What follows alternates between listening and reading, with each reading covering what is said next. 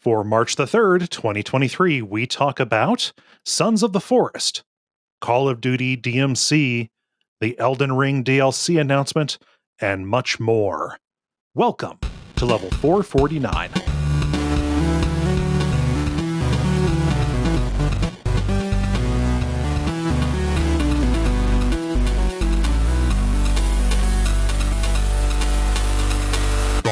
My name is Cole Ross. I'm Dennis Furia. I'm David Maismith. And I'm Ben Merkel. And you are listening to The Level. It's a podcast for people who love video games. Welcome back, Ben. Hey. Hey. What's going on? Not too much. I'm trying to think of which pre-roll story to choose. I'm going to opt for this one. Board games. I played Ark Nova this weekend. It's a game I've been meaning to play for a while. It's a board game that came out last year that's about maintaining zoos, and it's like number 4 on Board Game Geek right now. So Ark like Noah's Ark. Yeah, I guess. There's not like that bent to it at all. You're just making a zoo. But yeah, it was interesting. Yeah, I don't know. I'd like to play it again. I just played 2 players, and it took like 4 hours, maybe. So it's a little bit of a feast for time. But yeah. Were you playing this at your at the board game group? No, I was just playing this at my place. So cool. I wanted to test run it before I took it to public, and I'm glad I did, because I think it would take forever if it was 4 players playing for the first time. A little bit too much of a commitment kind of deal. Yeah. Nice. Yeah. I don't know. Insert "we bought a zoo" joke here. I was trying to bait it out of someone. Yeah, I don't know. Where my Cameron Crowe people at? Yeah, I'm just going to throw that in. It's a joke kit. Just acknowledge that there's a space there. I am not currently of clear enough mind to fill it. My my brother he found and played with and then gave me. I found it at a Goodwill. It's boxed like a board game, but it's more of like a model kit kind of thing. And the box art for all the world looks like a roller coaster tycoon kind of thing. But instead, what it is, it's like basically like a make a roller coaster kit with little plastic pieces, and it's got a book of like designs to put in. It's meant for like real little kids, but it's real fun to just kind of try and do messed up, crazy designs and have it fly off and have the cat knock everything over kind of stuff. So nice. That's my board game. That's about the level I'm working on, Ben. I have a board game story as well, actually. Oh, well, go ahead. I mean, you don't have to go for it, but I played a game that I have not played in, I did the math, literally a decade. Okay. But came back to it in rare form. I played Settlers of Catan. Went to a game night with my brother, and we were just, hanging out. And that was the one game that like had open spots because we showed up kind of late. Mm-hmm. And it was like, well, guess I'm doing this. Did you get back into the swing of it? Is Catan like a bicycle? It was not. Now, I will say I only played Catan like in the 2011 Catan Emergence era. Yeah.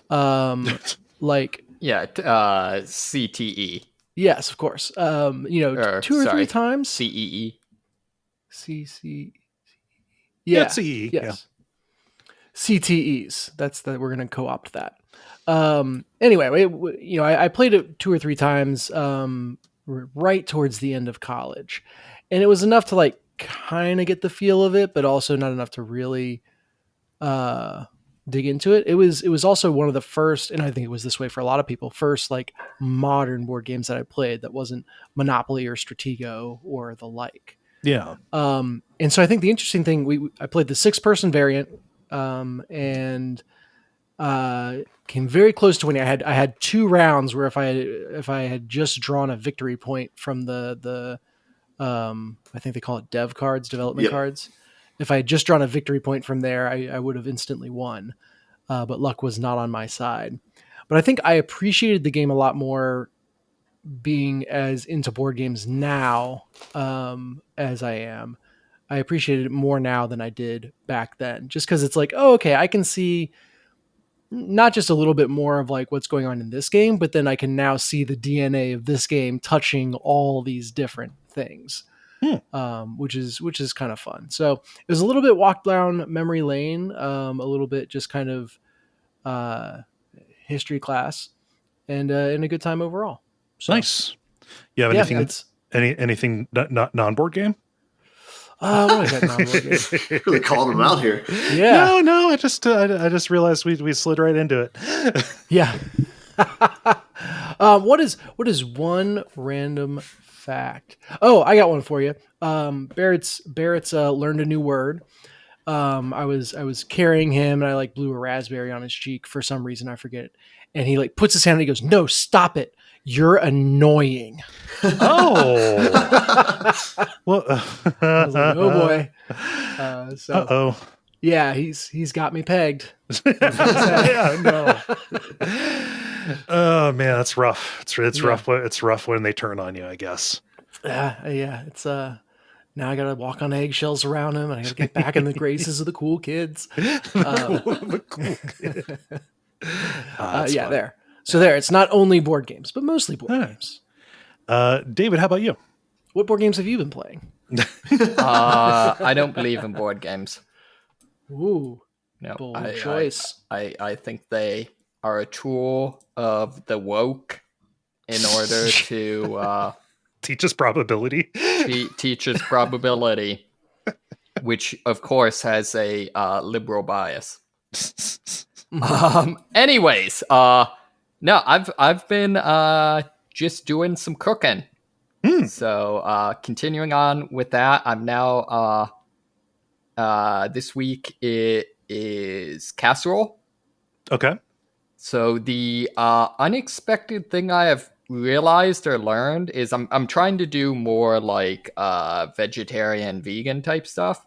More vegetarian because I'm still doing some eggs and cheese. But the thing I realized about that is cooking's much easier when all of the ingredients don't have to actually be cooked.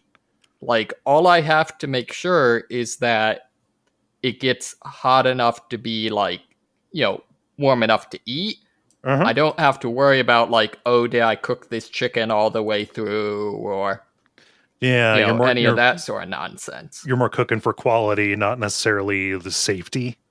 Right. So that makes things a lot more difficult. Huh. Wait, difficult. I thought it would make it easier if you didn't have that one thing to worry about.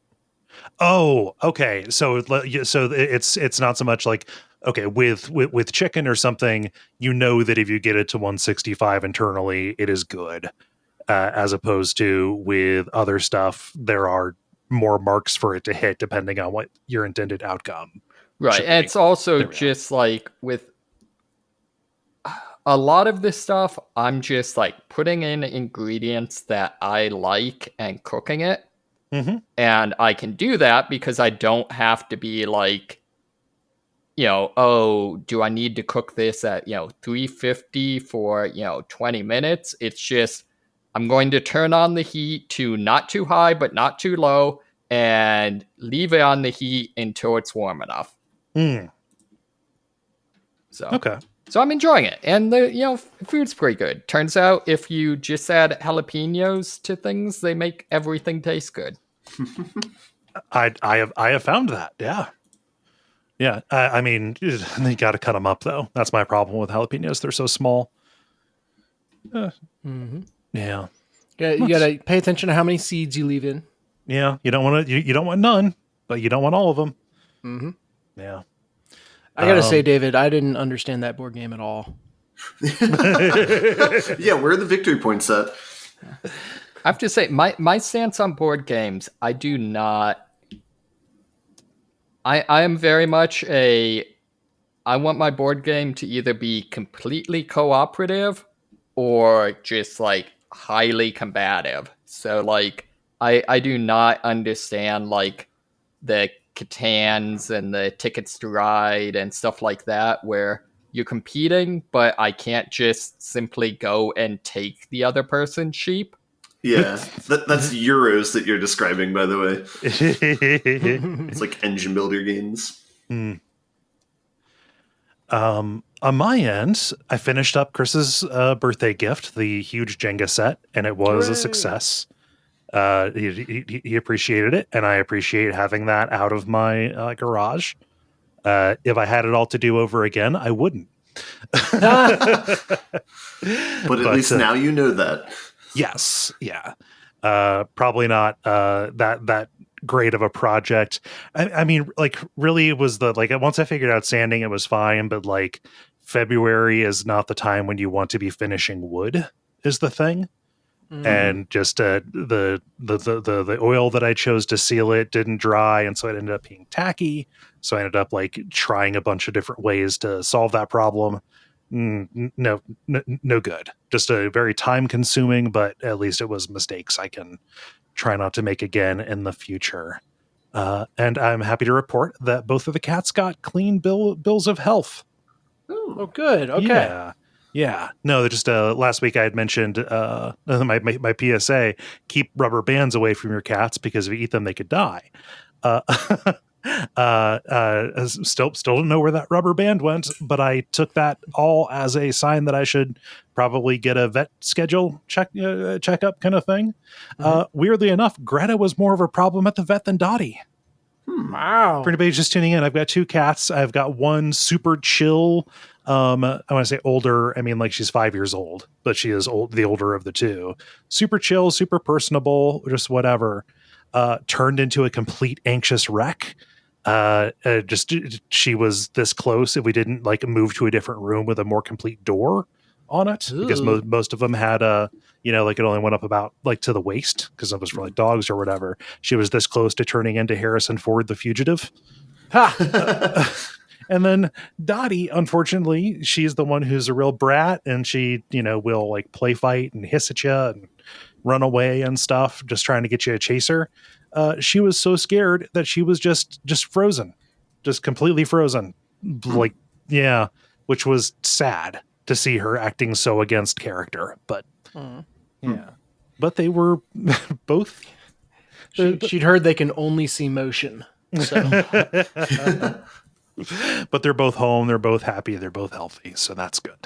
It had been a while since I had taken them to the vet from a combination of, COVID, and then also, man, getting a cat into a carrier fucking sucks. Yeah.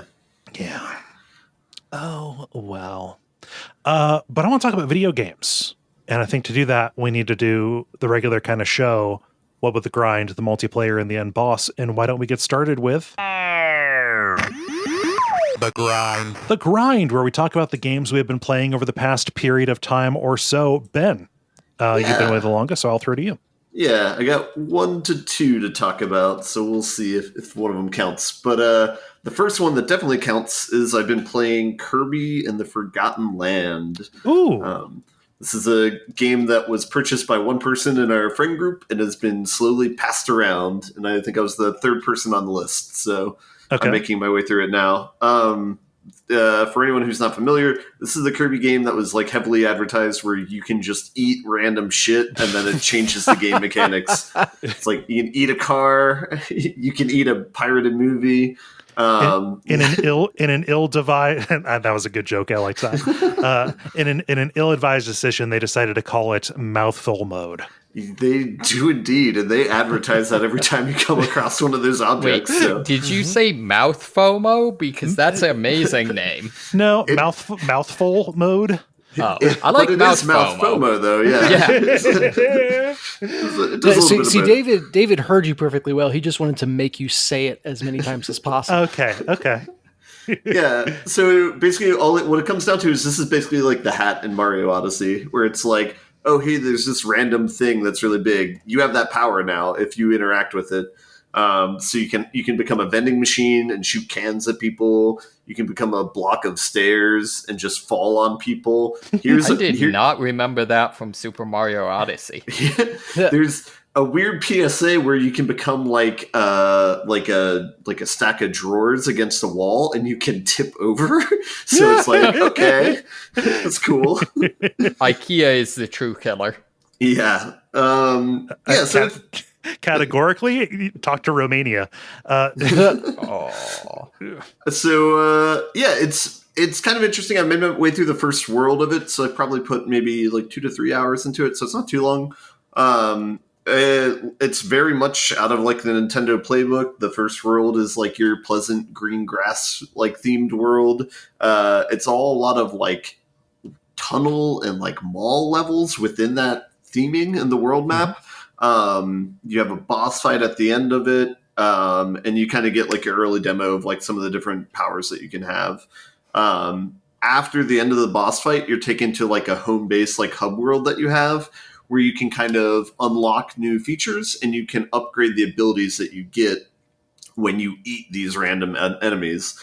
So for example, you have one person who like throws this like circle, like, I don't know, almost like a boomerang out like 5 feet in front of them and then it comes back. You can steal that ability. But if you have enough like upgradable like items that you collect throughout the maps, you can upgrade that so you have, and I forget the word for it. It's it's not a scimitar, but it's the thing where it's like the circle things that you like throw. Kukri. What is Boomerangs. Chakram? Yes, chakram. Thank you. So you have like 2 of those that you can throw, and it like does more damage and it has more range, that sort of thing. I haven't played a Kirby game before this, so I don't know like how much of this is like the typical DNA of a Kirby game versus how much of this is like them doing something completely new. So Kirby 64 at least had a lot of weird stuff like that. So like, I don't think it had the vending machine, but I think it had a refrigerator where you shot out stuff at people. Okay.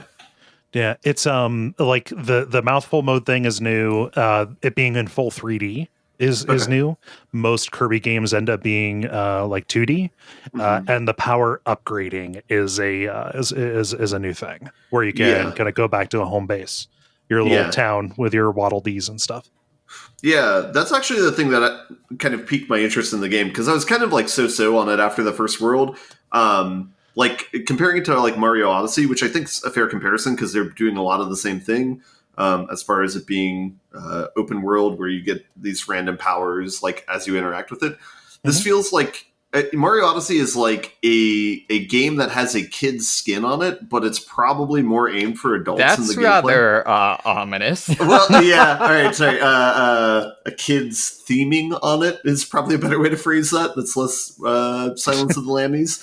But that's more aimed towards adults, so as far as the mechanic, as far as there's like a lot of like things to explore. There's a lot of gameplay that might be trickier, maybe.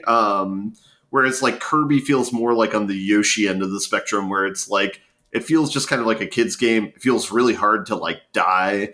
Like you have to be like trying to die. Yeah. And it's like very kind of like friendly in that sense. Like there's not a lot of like challenge in the platforming yet or the combat with other people. So the upgrade system might give it like a little bit more legs, where now you kind of have like an incentive of like, okay, I want to go for this instead of this because this is more powerful. I don't know if they'll be very differentiated enough.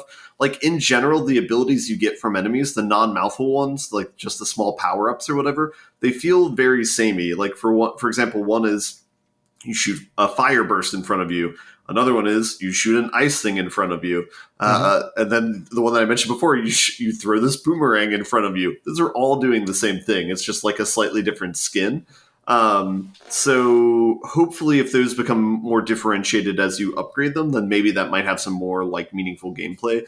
But right now it feels kind of samey. There are a lot of things to do in each of the levels. Like one thing that's kind of interesting is they give you kind of like a shopping list when you start the level. And it's like, here's like 6 objectives to go after when you're in the level. The only thing you have to do is the first one, which is just like clear the level. But they have like a lot of collectibles and they telegraph like what you need to do if you want to try and like 100% each of the levels. So yeah, I don't know. It's kind of interesting, could have some potential, but it's kind of like seems like B or C tier for me right now. If I were to stop playing right now, so. Kirby as a series generally is a more casual kind of thing. Like it is kind of made more for kids. Yeah. The appeal for me, it's been a long time since I've played one to completion. However, but the appeal to me is just like, this is going to be a very like low demand. It's going to be a very low demand difficulty wise, but I'm going to see fun stuff, and there will be cool boss fights. Yeah, it's generally kids and fans of Vor. Kids and fans of what? Vor. Never mind. We'll explain when you're older. Is that like a fetish for eating things? For eating yes, people. Yes. That's the end. All right, we can leave our fetish talk for another podcast, I guess. All right, and then are there any other questions about that? Otherwise, I'll move into my other thing, which isn't really a thing, but I need to fill time. All right. Well, and just to confirm your worry, or not to confirm your worry, but to ameliorate your worry, the powers do get more differentiated as they get more upgraded. Yeah. Okay. Yep. So yeah, I'll probably give it another try and maybe like go through the second world, and if I'm not feeling it after that, I'll probably just drop it. So yeah, no sense, force yourself. Yep. The other thing I was going to talk about, and maybe this will lead into Dennis, is I've played a little bit more of Magic the Gathering. Sorry, guys. Falling off some wagons. Yeah. I've only put $20 in. It's only a one-time thing, guys. I promise. Okay. All right. A new set came out, so I've been doing some drafts with that. I talked with Dennis about it over the week too, because I think you were drafting originally, Dennis. Yeah, I was so close. So I the like paid currency in the game is gems, and I was like 1,000 gems short of being able to buy the battle pass. I had leftover gems from however long ago. So getting their battle pass for free would be nice, because you get a bunch of extra packs with it, and basically that would mean that I could not put another $15 in if I wanted to, continue playing seriously. And all I needed to do was go 3 wins, break even 3 wins before I hit 3 losses in drafting, and could not make it happen. So I was not a happy boy. Wait, you have to pay for the drafts? You have to, you buy in with the free-to-play currency, and then basically if you have more wins than losses or equal wins and losses, it is quote unquote worth it versus just buying packs instead of doing a draft. Maybe to explain more, there's 2 different currencies that you can do for a draft. There's like your just daily grind. There's coins that you can make, and you can buy a draft with that. And there's gems, which you put in money to get, and you can buy a draft with that. You can use either economy to get it, but your reward is always gems that you get out based on how well you do.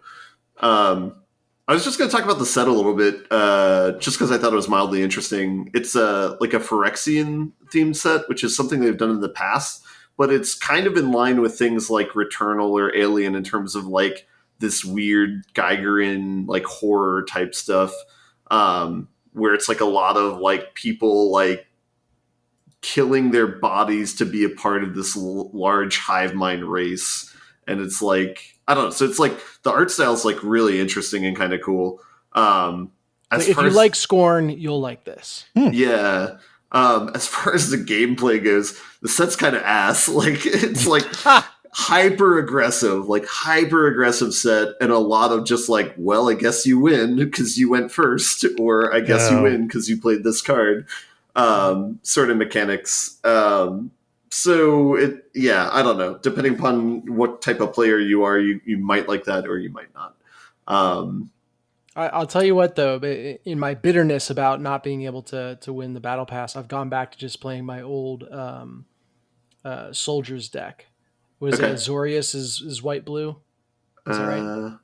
Yeah. Azorius right. Soldier. I'm going to say that's it. Anyway, it's a soldiers deck that has not a single Phyrexia card in it. And I've been doing just fine. Thank you very much. Wow. All right.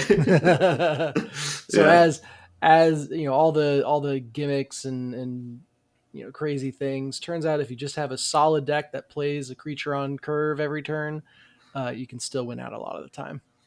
The other tin hatty thing I wanted to put on and talk about is the arena matchmaking. I watch streamers who do like more legacy stuff and stuff with Magic Online, and they like they're consistently really, really strong. And they'll play on Arena and they'll get like X3, where it's like they'll 3-3, 2-3, 4-3, like, and be done. Where it's like, is that a good thing or a bad thing? You the highest you can go is 7-3 or 7-0. If you get 7 wins, you're good. Like on Moto, it's different. You just play 3 matches to a tournament, so you can go 3-0 is the best you can do. So it's just kind of weird because it's different because Moto doesn't do matchmaking and Arena does, where they try and match you with people of similar skill level. But yeah, it's just like kind of like different economies. So it feels weird that like Arena's kind of set up more to like slowly drain you of money, whereas like Magic Online's like more like a skill meritocracy, where it's like you can go infinite easier if you're skilled. But then maybe that's bad for new players. So maybe Arena would be better for new players. I don't know. Wasn't better for me. That's all I got. I mean, like, given that the new deck sucks, do you see yourself kind of like dipping back into it, or is this kind of like, I don't know, that experience going to sour you on it? No, I mean, I still have like enough if I want to do 2 or 3 more drafts, but I'm just going to chill. Like, yeah, it's more just seeing what the new set's like and then piecing out pretty much. They brought back a couple of mechanics that were interesting. Poison counters is like a mechanic they've had for a long, long time. But yeah, I don't know. Had they ever previously introduced a way to heal poison counters? No, I don't think there is a way. They have a mechanic called what's it called? Proliferate, which is where you add any counter types that you like. So it could be like +1/+1 counters or whatever. But there's not a reverse mechanic for that, like removing counters. There's certain cards, like individual cards, that like prevent counters from being added onto you and stuff. But that's it. Yeah. Did you see the thing? Apparently, there's a combination that's currently legal play that can generate infinite counters. Yeah, I mean, I could believe that. I don't know which one you're talking about, but I know there's one. It's like generate a counter whenever you kill something, and then the counter causes damage. Or I don't know. There's something. It's it's something to do with one of the new creatures has this thing where like whenever it takes damage, instead of taking the damage, you redirect that damage to something else. Mm-hmm. And then I think you need to get that set up with something that then creates a new thing when something dies. And then that thing like also procs something that deals a damage, and then you just cycle that through. You take a damage, so you deal a damage, so you die, so you create, so you take a damage, so you deal it, and then, it just goes. So infinite combos aren't a new thing in Magic, and they actually have rules around it, because there's some combos that will infinitely trigger one another and never stop, and you literally lose if you cause something like that. Because it's like there's one where it's like a card coming to battle takes damage and it creates a copy of itself, and then that takes damage. It's like, and it just infinitely chains, and then you lose is like the result of it. Even if you do this on Arena or if you do this in real life, because the idea is like you're taking up time with all these triggers and your opponent isn't. So they kind of have, so like some decks will be built where it's like they'll have an infinite chain like this, and there's specifically instant cards you can play that'll stop a triggered ability, and that's how they like stop the infinite combo, and then they can try and win out with whatever busted thing they did. But yeah, Magic's a weird game that they have all these rules, but anyway, whatever. Yeah, Magic's still Magic. It is, and I imagine it'll always be. Yeah. Nice. Well, I mean, that sounded like a segue over to you, Dennis. Did you have any Magic stuff sure. on your side before you talked about their stuff? No, I mean, you kind of got it, right? Which is I tried to get the Battle Pass for free. I didn't.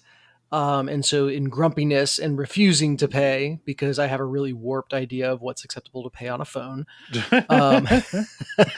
I just went back to my old deck and have kind of been stomping with it. So that's really all there is from that perspective. I've also I've done some fun just BS decks. Like I did a 4-color deck that it kind of tops out at this minion. It's like Atraxia or something like that. That when you play it, first off, it's a 6/6. It has flying, death touch, lifelink, and vigilance. So it's just basically like an everything minion, right? Mm-hmm. which is, that's super dangerous on its own. But when you play it, you draw 10 cards, and you can take one of each card type from those 10 cards and put it in your hand. So 1 land, 1 creature spell, 1 instant, 1 sorcery, 1 enchantment, 1 there's a couple artifact, yeah. And so that's kind of fun. The thing is, I did too good a job building the deck that leads up to it, and 90% of the time I win before I ever see Atraxia or whoever it is. And so I get to that point where it's like, can I afford to stall for a turn? Miss lethal intentionally just so I can play my big fun minion. That sounds like a terrible decision. No, I can't bring myself to do it. It just feels a little too trolly, and I'm also just a little too nervous that they'll have that one card that'll turn a win into a loss if I wait. So, Yeah. but yeah, that's a fun way to play. And bonus, if you're a free to play player, a 4-color deck is going to cover pretty much any of the daily quests that they could give you. So you're set. You just play that. So yeah, that is me and Magic. Not a lot to say. I will see who puts money into Magic next, me or Ben. What about you and Geiger? Oh, we'll see. I was trying to get him to segue to Returnal. Oh, yeah. Yeah, I can segue over to that, guys. Last time I talked about Returnal, I had beaten it just before we recorded, in terms of like I got to the point where it kind of forces you to reset. You beat what seems like a final boss, and then you see a cutscene, and then you're back at the start again. This time, just before we recorded, I got to the point where you beat a final boss, it shows you a cutscene, and then you see end credits, and then you go back to where you started from. Mm-hmm. So whatever level of beaten Returnal is, I've seen credits on it at least. And man, am I really enjoying it. Ben, I'm sad that you weren't on for my first time talking about it. But I am now to the point where like the story elements of the game are kind of, it feels like unraveling faster and faster. And that is really cool to be at that point. Yeah. If you've seen credits, you're more or less done with the game, I think. Really? It literally tells you like there's more to discover in this game. Use the item in the cargo hold to find out more. Yeah. So I guess, and it left me with a lot of questions as well. Mm-hmm. Like the final cutscene after, again, all of this is in giant air quotes, right? The final cutscene after the final boss, it gave a clear picture of like some of what was going on in the main character's mind, but also left a lot to still be discovered. And I had the impression, at least, that like, okay, if I keep on playing, this picture is going to get clearer and clearer. Specifically around her relationship with her mother. And the, what is it? The Tower of Sisyphus. Yeah. So like when you revive or wake up at the crash site to start every run, you can go left and kind of go into the game proper, or you can go right and go into what's called the Tower of Sisyphus. And that it's basically a rush mode for the game. So that is the version of the game that feels a lot more roguelike-y, in kind of a focus on the Twitch bullet hell stuff. Not a lot of exploring, and the faster you go, the better. Whereas the main game is a lot more about kind of the long-term build of resources and making decisions on what path to take and all that. The tower is just straight for it. And I was really surprised that tower actually had a lot in terms of story content in it. So did you do much with the Tower of Sisyphus? There's like the initial run that you do that has like the cutscene or like the first person mode. Mm-hmm. But did you get story beyond that though? Oh yeah. Mm-hmm. Ooh. Well, maybe I need to go back to that then. Yeah. So you go back to that first person mode frequently. Mm-hmm. And I think I got something new every time I beat a boss in the level. So I got something the first time I went there, then I got something when I went back after I'd beaten the first boss, and then I got a third thing when I'd beaten the second boss. Mm-hmm. And that's something I said yesterday is like when you're in that first person mode, it really does behoove you to pay attention to the little details. So wait, are you talking about on the right path, like the tower path, or are you talking about the house, like on the left path? No, I'm not talking about the house. I'm talking about the right path, the Tower of Okay. Sisyphus. Yeah. Right. Yeah, the house is its own thing. That's the other place you go into first person mode and do kind of the horror walking simulator thing. Mm-hmm. And like I'm almost more intrigued by the stuff that's happening in the Tower of Sisyphus at this point. Mm-hmm. And that's one of those things where it's the same room you wake up in, it's the same hallway you walk down in the hospital. But paying attention to the little details and like the drawings are slightly different, the posters are slightly different every time.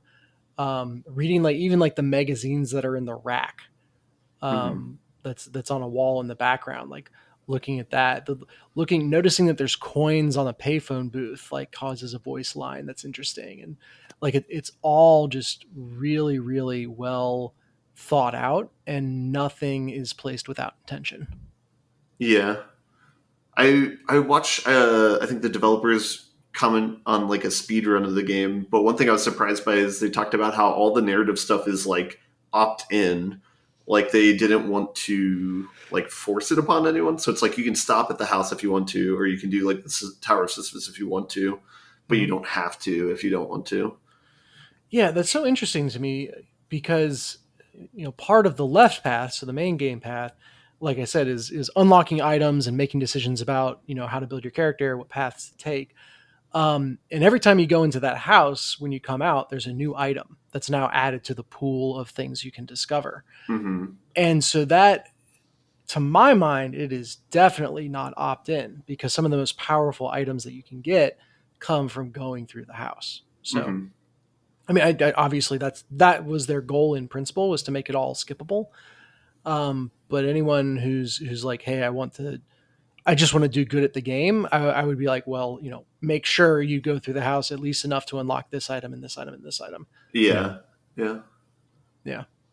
But yeah, I guess I'll know next week how much there is beyond that. How far did you play, Ben? Once you saw end credits, were you done with it, or did you mess around still? Like. I watched a video that tied all the narrative bits together, and then it's like, all right, cool. All right. And were there any narrative bits that you're like, ooh, I missed that, or I don't remember seeing that could have come from like subsequent run-throughs? There was one place I didn't explore in the house, I think, if I'm remembering correctly. But there is like a collection thing that's unlocked after end credits. Have you seen that? Like through the 6 different biomes?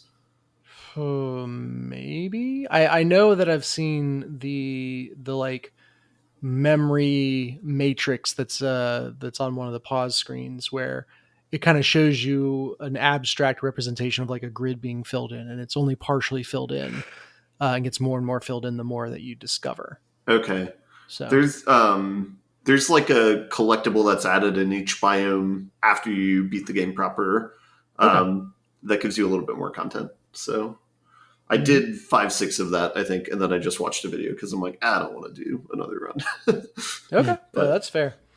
I'm enjoying the moment to moment gameplay enough that I think I will. It's an interesting tug of war though, because I don't know exactly what I'm looking for. Like I want to dig out whatever other story clarity they have put in the game to dig out. Now I'm to the point where I feel comfortable enough knowing what weapons I like, knowing what abilities I like, that I'll hit a point in a run where it's like, all right, it's just critical path from here on out. I'm equipped. I'm getting to the final boss as fast as I can, because anything else, like I don't need to be any more powerful, and any other room I explore is just upping the chance that I inadvertently lose. Could die or something. Die. Yeah. Mm-hmm. What was your favorite boss of the 6? Oh gosh. It's so funny. The bosses don't stand out in my mind. Like, really? It's just like, honestly, the like elite enemies that you encounter in the normal biomes were probably way more deadly for me than the bosses. Did you beat any of the bosses on your first try, or did you have to go back to each of them? Or No, I beat them all. Well, I had to go back to some of them. I did beat some on my first try. Okay. Notably, the very first boss at the end of the Citadel. Okay. I beat on my first try. The third boss? Mm-hmm. Okay, got it. Okay. Yeah. The Hyperion, did you have appreciation for the music of the fourth boss? I mean, I liked the organ music. I don't know if there were specific references I was supposed to get from that, but okay, I'll message you off off air. Now we're in spoiler territory. Yeah. Well, so to finish the thought, I want to dig out more story. I can, if I want, just focus on like, hey, let's grind through a full run as quickly as possible. But I don't know if that's the most effective way to get all the story, or if I should be like, okay, let's really poke around in every nook and cranny as the way. There's a very clear path in front of me for the Tower of Sisyphus. There's an item that you pick up partway through each of your runs up the tower called it's like a poppy flower or something like that. That like, okay, I see there's like 5 slots for that. And I need to fill that out. So like, that's my direction now. But in terms of the rest of the game, I'm not sure how to approach it yet. Okay. I'll just talk to you off air because I want to know what you think the story is so far and then go from there. Because, yeah.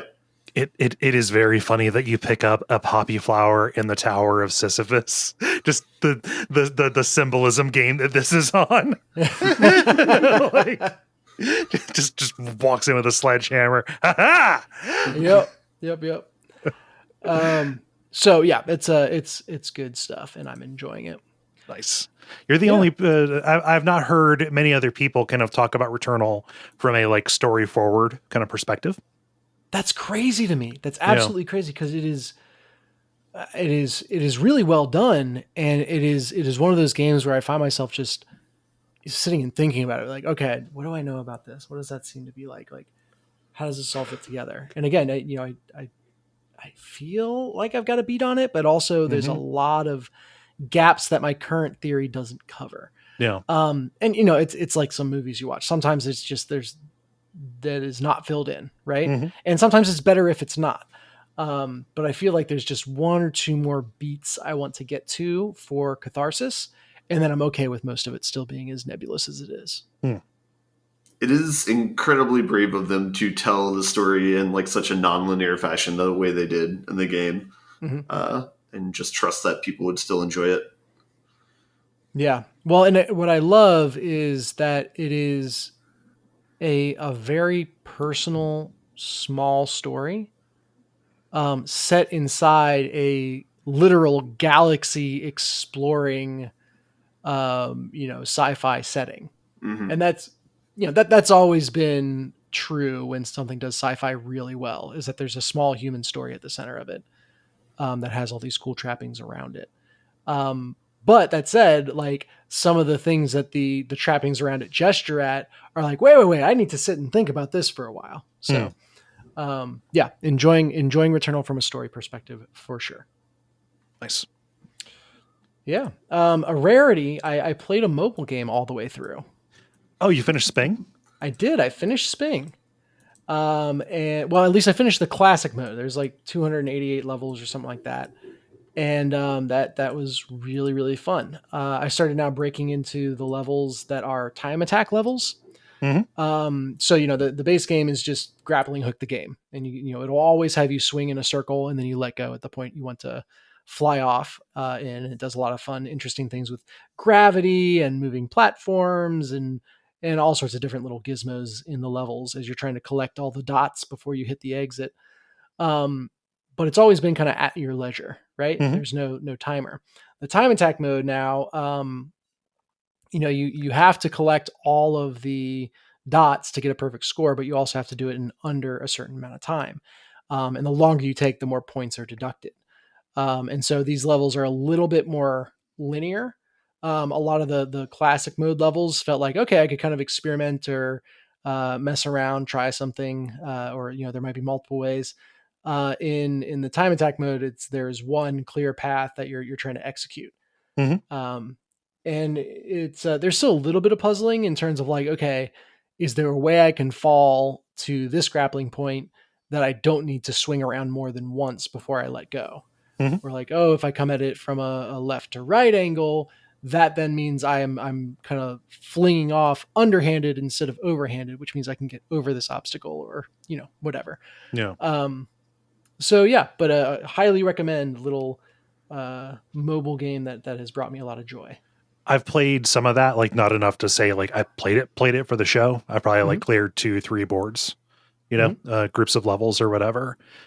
Something that I would like to see from a challenge, like a challenge point of view. Like time attacks are good; they're a good fit for this.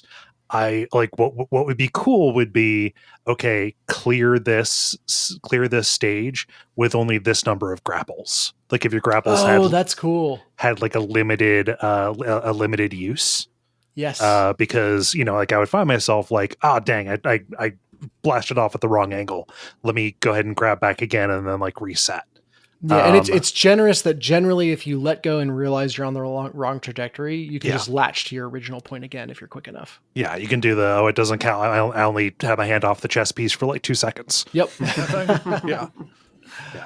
I like that idea. I could also see counting the number of degrees or the number of rotations. Oh yeah. Like how can, to my earlier point about like sometimes, letting go slightly later or earlier gives you different options or ways you can go. Trying to do it with the fewest number of rotations. Yeah. Would be cool. The number of radians you have. Yeah. Mm-hmm, mm-hmm. Good. Yeah. Well, glad you're enjoying it too. Yeah. It's a neat little kind of fuck around for a couple minutes kind of game. Mm-hmm. So that's Sping. And then in what might be an alley-oop over to David, I have one more tale from DMZ to tell. Okay. So this time it's about one of the new missions that they introduced with the new season that's called Untraceable. And it's such a cool idea. The mission is that you need to infill, go to a dead drop and pick up a sniper rifle, kill a boss called the Chemist with that sniper rifle, and then put it back at the dead drop before you leave. And it's like a really cool creative way to structure a mission. Has you going to multiple different areas, has you using a weapon you might not otherwise use. So there's a lot going for it. But then my actual attempt at completing it was the craziest thing in the world. So I went into the game intending to complete this mission. It was just me. And so I told my squad mates like, hey, I want to try to do this. They're like, yeah, cool, we can do that. But then midway through the game, we just had another high value item called the weapons case just fall into our lap. Like it's usually this is a very heavily guarded item, and the people, like you gear up to go get it. That is like the focus of your mission. And then the second you get it, you're marked on the map for everyone. And so you get the hell out when you get this item. And so like we're just derping along, and suddenly I look over and my teammate's holding the weapons case. It's like No Country for Old Men. It's like, oh no. Yeah. And it's like, where'd you get the weapons case? He's like, I don't know. I killed the guy who was running past. Like, just one guy? Yeah. And he was just running past? Yeah. Do you know what you've done? Just get the fuck out of here. So we abort the mission to do Untraceable and run for the nearest exfil. As we're doing that, we get to the exfil, call the chopper, and another team is rushing in. So I had actually stayed back with the sniper rifle I was going to use on the Chemist to cover this guy as he exfilled. And so I see this truck coming from a mile away, and I'm just popping shots at it, get one guy, can't get the other. The truck stops, one guy jumps out, and so it becomes this sniper battle, then a close range battle. We wind up winning. And the other team pleads for help. And it was one of those things where it was just like, you try to be good natured. And so I was like, all right, yeah, no one else has to die. We can all get out with the weapons case. Cause if you're on the team that leaves with the weapons case, you get the points for it.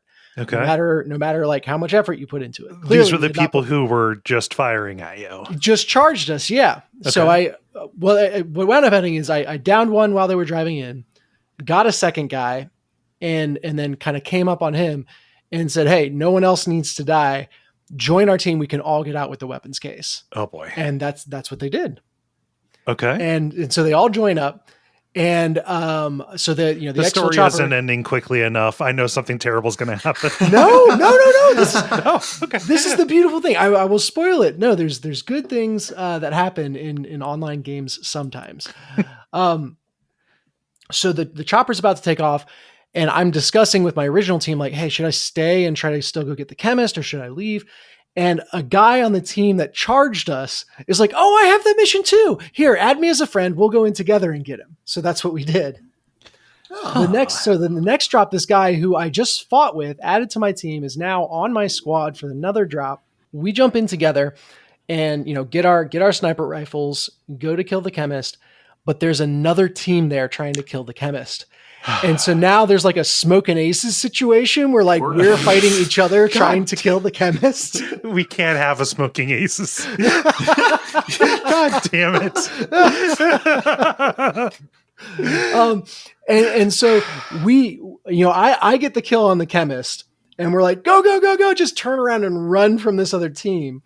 So me and the buddy had gone in, had this quest. Then we had one random player that didn't. We're trying to get away. The random player that didn't have the quest got like stuck, pinned down. He didn't die, but he got pinned down by the other team. And we're like, we have to put this weapon back, or we don't get credit for it. Like, or we have to kill the chemist again. And he's like, go, I'll hold him off here. And we're like, we're sorry. We're abandoning you to your death. We go put it back. He somehow still survives by the time, and we drive back and proceed to have a battle with the team that was fighting us for the chemist again to extract our friend. They're just mad. Like, there's no objective anymore. They're just mad we stole the chemist from them. Okay. We get away. We call the exfil chopper. Nobody, it's one of those things where like we just got our buddy to the car and drove away, ran away from him, call the exfil chopper. We hop in, and with like 10 seconds left, this car comes out of nowhere and rams the side of the exfil chopper. The other team had hunted us across the map, and we had this frantic gun battle around the exfil chopper, down them and get out with our mission intact and everyone happy. It was the most crazy thing ever. Play this game, guys. DMZ is so much fun. So much fun.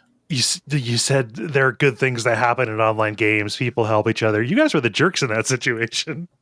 Yeah, I guess so. What's the last thing I said to this guy who, he's now my friends with, so I'm sure I'll play with him again. But the guy that I was doing the mission with, he's like, man, I'm glad we rushed you at the last exfil chopper. I said, yeah, but these guys aren't happy they did it. It's something out of a Predator movie. Good God. It's just, this game is the best like emergent story creator that I have ever played.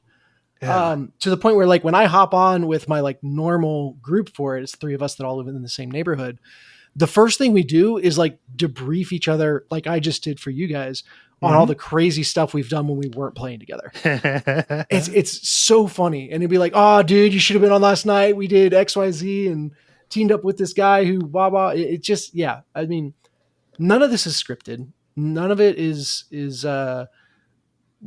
set pieces. Most of it just involves random interactions with other people in the world. This is something special. That's great. Mm-hmm. But anyway, David, have you been playing more DMZ at all? Yeah. So, I've been working my way through some of the missions. I'm trying to think. I completed the, first kind of set of missions, which, culminates in you taking out a safe house or stronghold, I think they call it. Mm-hmm. And I actually managed to do that solo, which was kind of interesting. What was your plan for riot shields? Basically hide behind a pole, peek around and shoot them in the hand. Yes, the Achilles hand. Yeah, because, they have a gun, that they're, kind of reach around. So that's the only thing, because I didn't have any explosives, which is the other thing you can often use for them. That takes very good aim. Yeah, the weirdest thing for them is that I didn't even have to use the key. Like all you have to do is kill everyone that's in the safe house. But for some reason, instead of actually being in the safe house, they were just all chilling on the roof. Oh, so sunbathing day. Yeah, I mean, I don't know. It's weird. So I've been, and then I've made it through the second thing, second set of missions, and where I'm at now on that is this mission where you basically have to collect all of this intelligence from various points in the new map and extract with it.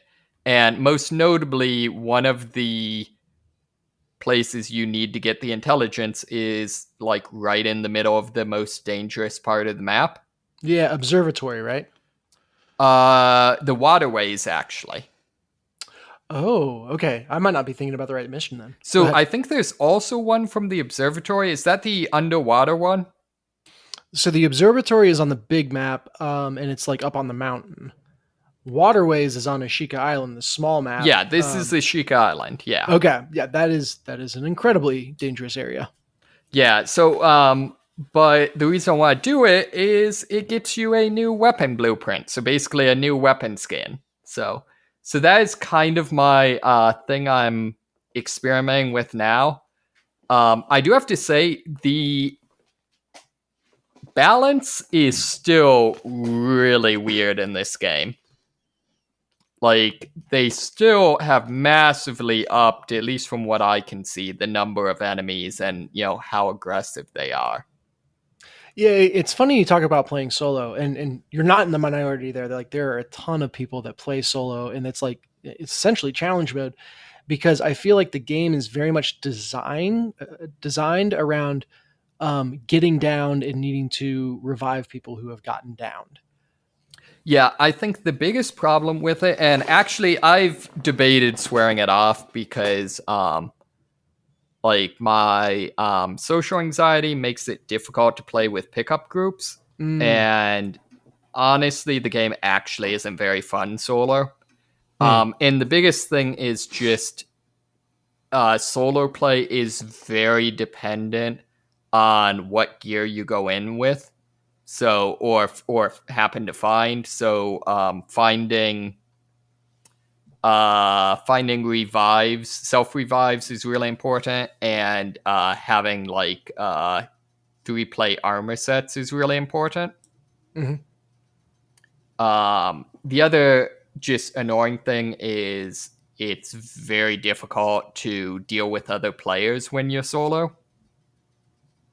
What's your approach? Do you kind of shoot first, ask questions later, just avoid, talk sweet nothings in their ear? Avoid if I can, and then if not, just shoot them. Yeah. I've wanted to try something. I just haven't had the situation come up where I've remembered to do it. But as a de-escalation tactic, I want to be like, okay, stop shooting. I'll tell you a joke, and see if that actually gets anyone's attention. Like you did, like you did in Friday the 13th over Duckfeed. Yeah. Yes. I have a feeling it would be effective, but I always forget to do it in the heat of the moment. Yeah. So it's like go ahead. Oh, no, I was just going to say, I've actually been playing a lot more of the, I guess, conventional multiplayer, which I don't know, how much of that have you played? Not a ton, but enough to be familiar with the maps. Yeah, it's real interesting. I'm trying to think if there's anything particularly noteworthy about it. They added a couple of new new game modes, but they're fairly minor. There's like a VIP mode, which sorry, this is kind of going to be a weird inverse lead into our multiplayer. Yeah. Like, I play games to relax and that sort of thing, and have a lot of social anxiety. So I basically enjoyed VIP mode until I got it. The VIP is always whoever in the last round did the best. So I enjoyed VIP mode until I got good enough at it to start being made the VIP, and I'm like, nah, I'm out. And then there's also I didn't actually think that would work. And then there's also like a King of the Hill mode. That's actually kind of fun. Mm-hmm. Anything with an objective that isn't just straight team deathmatch, I think, is really healthy for Call of Duty. Yeah, I agree. Like it's kind of like the team deathmatch shooter, but it just every time there's another objective, I have so much more fun. Yeah, I think my biggest complaint about the game probably is the kill streaks. Like I straight up think other than like UAVs and counter UAVs, I think the game would be better without kill streaks.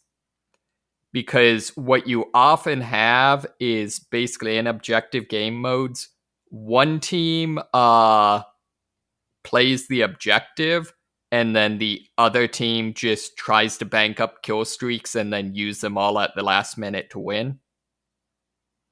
And so it basically rewards people for not playing the game mode. And just, can be extremely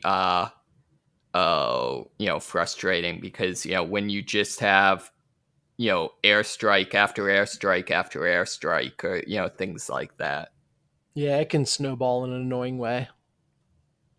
But the other thing I tried actually is their ranked mode, which... why would you do that to yourself? Because there are unique weapon skins that I want. Okay. But yeah, I will refer to this as it's basically no fun mode. Yeah, so you're playing it like a Pokemon game. You got to catch all the weapon skins. Right, exactly. But it's just straight up no fun mode. Instead of having 6-person teams, you have 4-person teams, and like half the weapons are banned. To the point where like you can only use, I think it's assault rifles, battle rifles, submachine guns, and pistols, and only some of them in each category. So like you can only use the basic pistol, for example. So literally, like not only are half the weapons at least banned, but something like half the weapon classes are banned. Ooh. So, for example, no shotguns. Wait, is this ban as in there's like picks and bans at the beginning of every match? No, like it's just totally you straight up can't equip them. Oh, jeez. So yeah, so it's just, it's what all competitive gaming is. Like, what if we took this game and made it not fun so that we can win? Mm-hmm. Yeah, I wouldn't play that mode. Yeah, I have to see, in order to, there's one skin that you unlock for 10 wins, and another that you unlock for somewhere in the neighborhood of 30 wins. And I don't know, the 30 wins would be pretty tough. I don't know about the 10 wins. The other thing I don't like is that I think time to kill is faster, and even on the objective modes, you only have a certain number of lives. So again, that creates the whole like, yeah, we could try to take the the point that you guys are defending, or we could just keep killing you and completely turn this into team deathmatch. Yeah. Which, like you said, if your kill streaks are powerful enough, then everything is team deathmatch. Yeah, and to be fair, I don't know if there's kill streaks in this or not. It wouldn't surprise me if those were banned. Because I mean, as much as I hate kill streaks, that still would be with the general theme of ban anything that's exciting. Mm-hmm. But other than that, I've been playing a lot of Ground War, which is kind of the weird, like, what if TMZ was team deathmatch? Okay. So it's all the other game modes are 6-on-6. This is like, I don't know, something like 20-on-20 or 16-on-16, something like that. Plus bots, right? Plus bots, and plus vehicles. And so it's really weird. You basically are trying to deplete the other team's score, and bots count as 1 point, players count as 5. And I can't tell if it's just at certain points throughout the game or if you're doing well enough or something. But every so often it'll, spawn in, airdrop in various vehicles or airdrop in armored enemies, just things like that. So it almost has a little bit of a MOBA feel to it.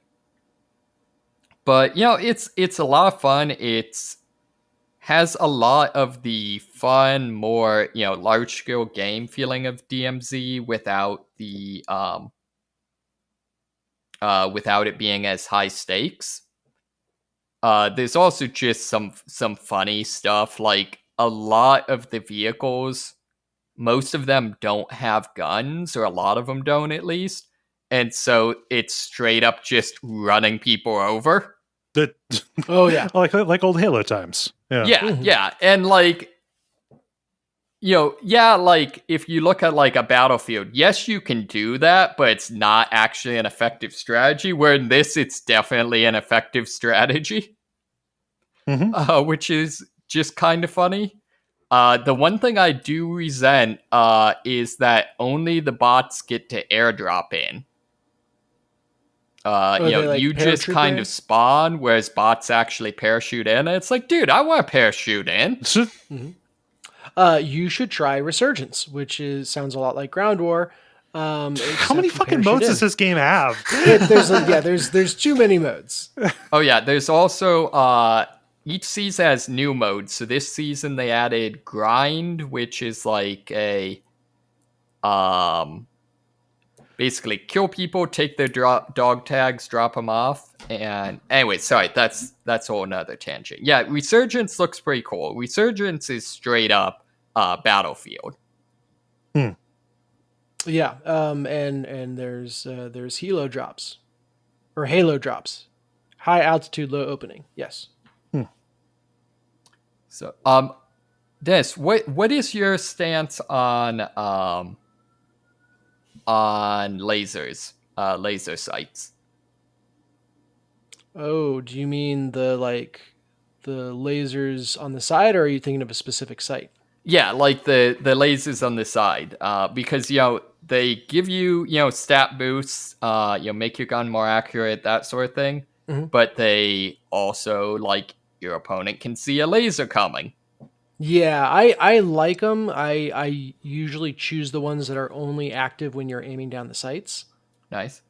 And I figure by that point I'm either dead or I won. So it's like I don't care if the person knows where I am, because by the time they see the laser, I am fighting them. Makes sense. And you kind of have to use the same approach that I talked about. I forget which week it was, but with sniper rifle glint, where it's like you know that if you're aiming down sights, there's a glint that comes off of your sniper rifle that people can see. So you learn to kind of spot without looking down the sight, and only look down the second you're ready to take the shot. That makes sense. So it's basically the same thing, just in close quarters. That's about where I'm at. The one exception is the canted laser.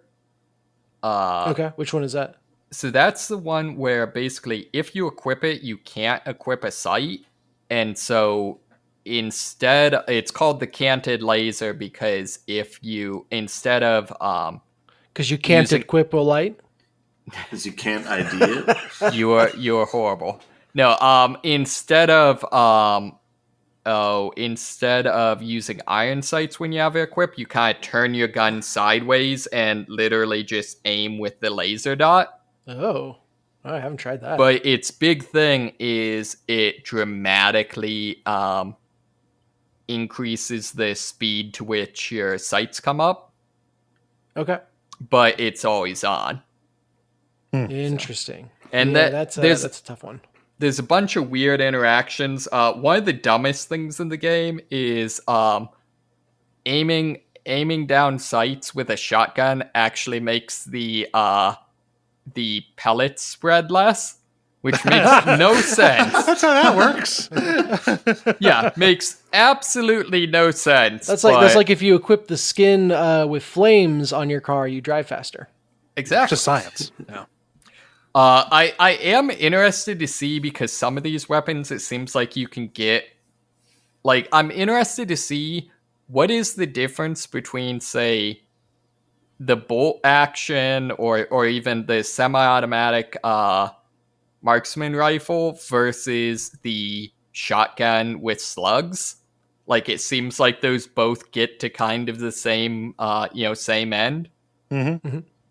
So I'm interested to see some of that. It is pretty cool. Some of these weapons you can dramatically change. So, like, my submachine gun, I basically just, as I'm unlocking new attachments, I'm really just cutting parts off of it. So, like, I got a stock attachment that is really just removing the butt of the submachine gun. And then, a barrel attachment that is just, a sawed-off barrel. And so basically I'm slowly converting what's like a MP5 to a machine pistol. Yes. So, I don't know. It's a weird, deeply weird game, but yeah, it's fun. Nice. So Call of Duty Modern Warfare 2. Did you have anything else? Nope, that's all I got. Cool. I got a new one. I've got The Sons of the Forest. Yeah. Yeah. You streamed this. I did. Ben, you watched me stream this past Saturday. Mm-hmm. As such, I've only played a little bit of it, and I've never played the original The Forest, though, David, I know you have, and I know you really enjoyed it. This, like that, is a horror survival game. It's important to put those words in that order, I guess, because if I call it a survival horror game, it gets way less specific. Weird. And you get annoying people in your Twitch stream being like, actually. Not my Twitch stream. My Twitch stream is good. But and this one, instead of being crash landed in, the forest, it's like inland. It's like a mountainous forest kind of thing, right? Mm-hmm.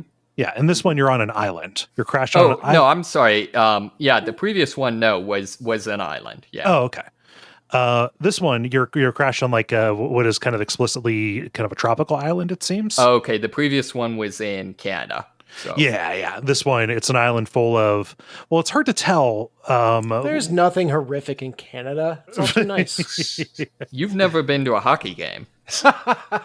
But this one, it's an island that has mutants who live below the ground and some, let's say, like indigenous folks, tribal folks. I don't know why I'm being sensitive, because I don't know how sensitive the game is being. They're like modeled after like cannibal tribal people. Yeah, cannibals. Yeah. It is. I think somebody said like, oh yeah, this is kind of like taking a cue from like Cannibal Holocaust or something like that. I'm going to kind of sidestep around how sensitive it may or may not be, which is not wise, but it's just, I don't know. I want to have a different conversation, I guess. Yeah. So at least in the original game, there's a weird thing in that there's a big difference in sensitivity if you're looking at like how are the cannibals depicted versus why are they depicted being that way. And also, these guys haven't hurt me. Like, the only thing that is apparent is like a technology gap and a language gap. So I'm not even sure if like the people that I have seen are meant to be the enemies just yet. Maybe because they haven't gotten bold enough to attack me. But I'm confused about this a little bit, just because the AI is actually really good. Like, I'm trundling along, I just trying to figure out how to feed myself because I haven't figured out how to feed myself yet. Just going down a path, looking for anything. And then I see like a dude up ahead and they turn and run. And then I realize I'm being watched like from a couple of different sides as I go. And I keep going up the path. And then I get to like a camp that is made out of stuff that these people found. And they're just kind of like scared of me. They're not like advancing, like they have kind of like left the camp and are hanging at the edges and stuff. And it's like, I'm not going to take their stuff and I'm not going to like agitate them. I'm just going to pass through because I have no idea if this is like supposed to be an enemy. So I was like, I'm going to pass through this town, and I got to the other side of it. And there was a guy who decided he must have been the boss because he had a big outboard motor from a boat and he used it to attack me. I was like, I hear it like rev up. Man, I thought we were vibing. Yeah. Well, it's like, maybe I pushed him too far. I don't know.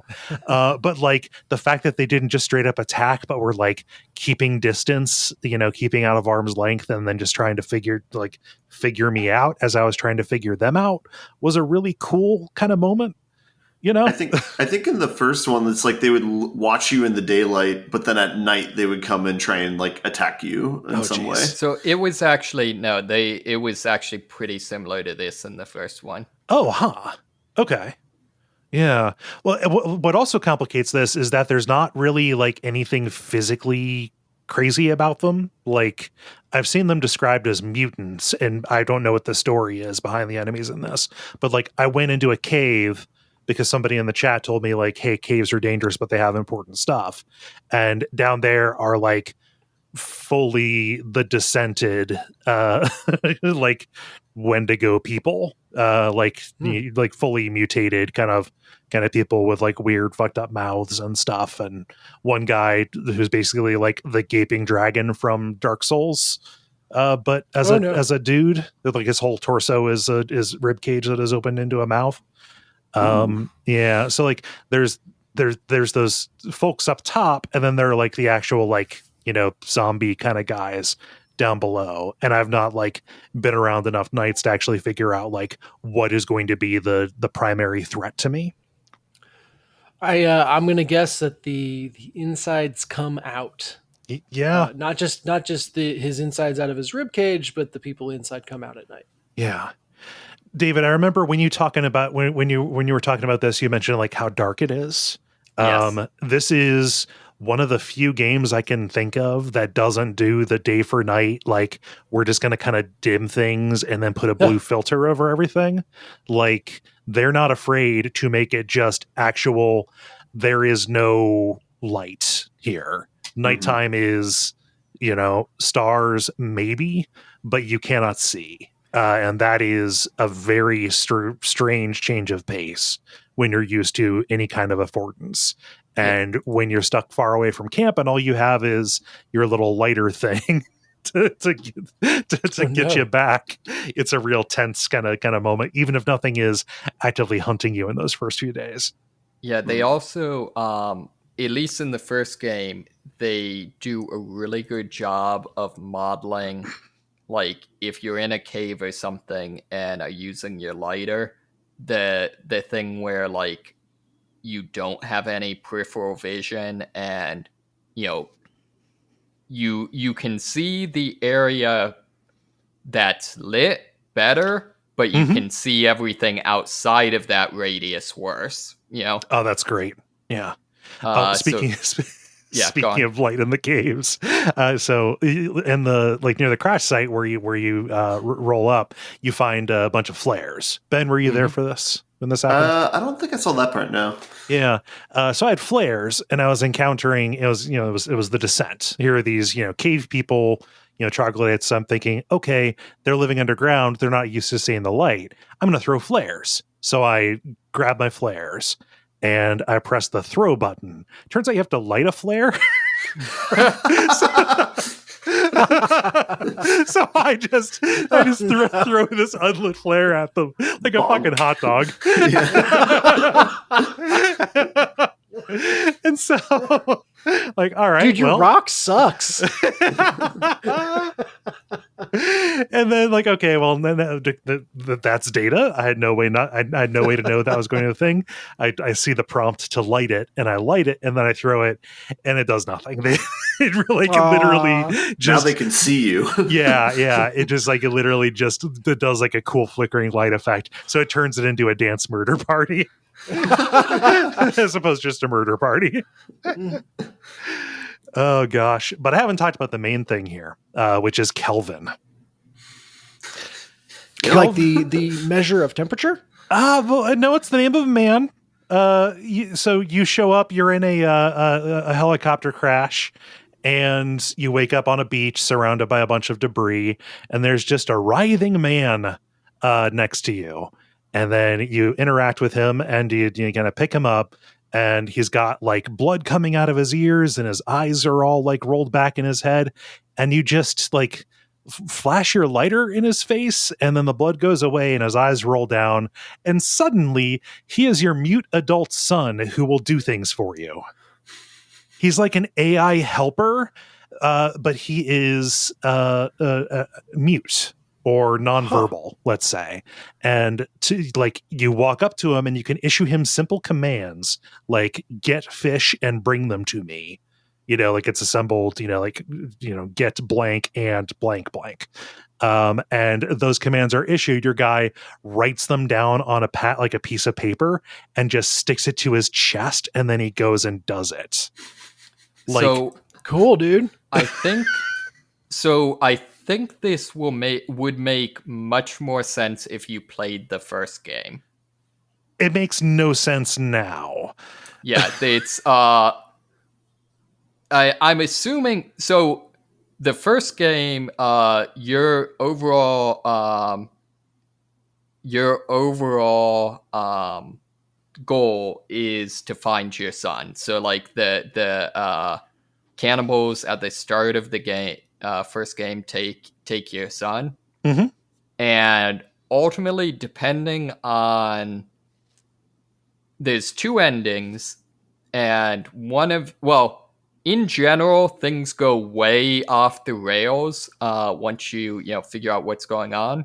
Mm-hmm. And one of the endings in particular does.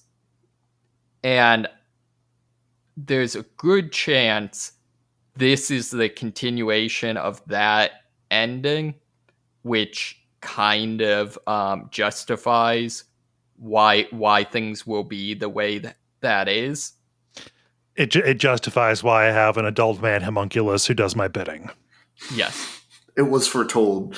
Okay. Yes, I can't explain without it giving away like what the whole thing is, but if that's what it's doing, yes, actually surprisingly so. Okay. Huh. All right. Mechanically, I mean, the theming is very fun because you just tell him, go pick up sticks, and then he just runs and does it. It's very much like just having a dog. If it would not be mechanically any different if he was a dog. The fact that it is a grown man in military garb is extremely funny. But it's useful. You can tell him to go grab whatever material you need for like the crafting system. I didn't see it, but apparently there's an option to have him go grab fish for you. He just grabs them out of the water with his hands, which solves this dude's got skills. Yeah.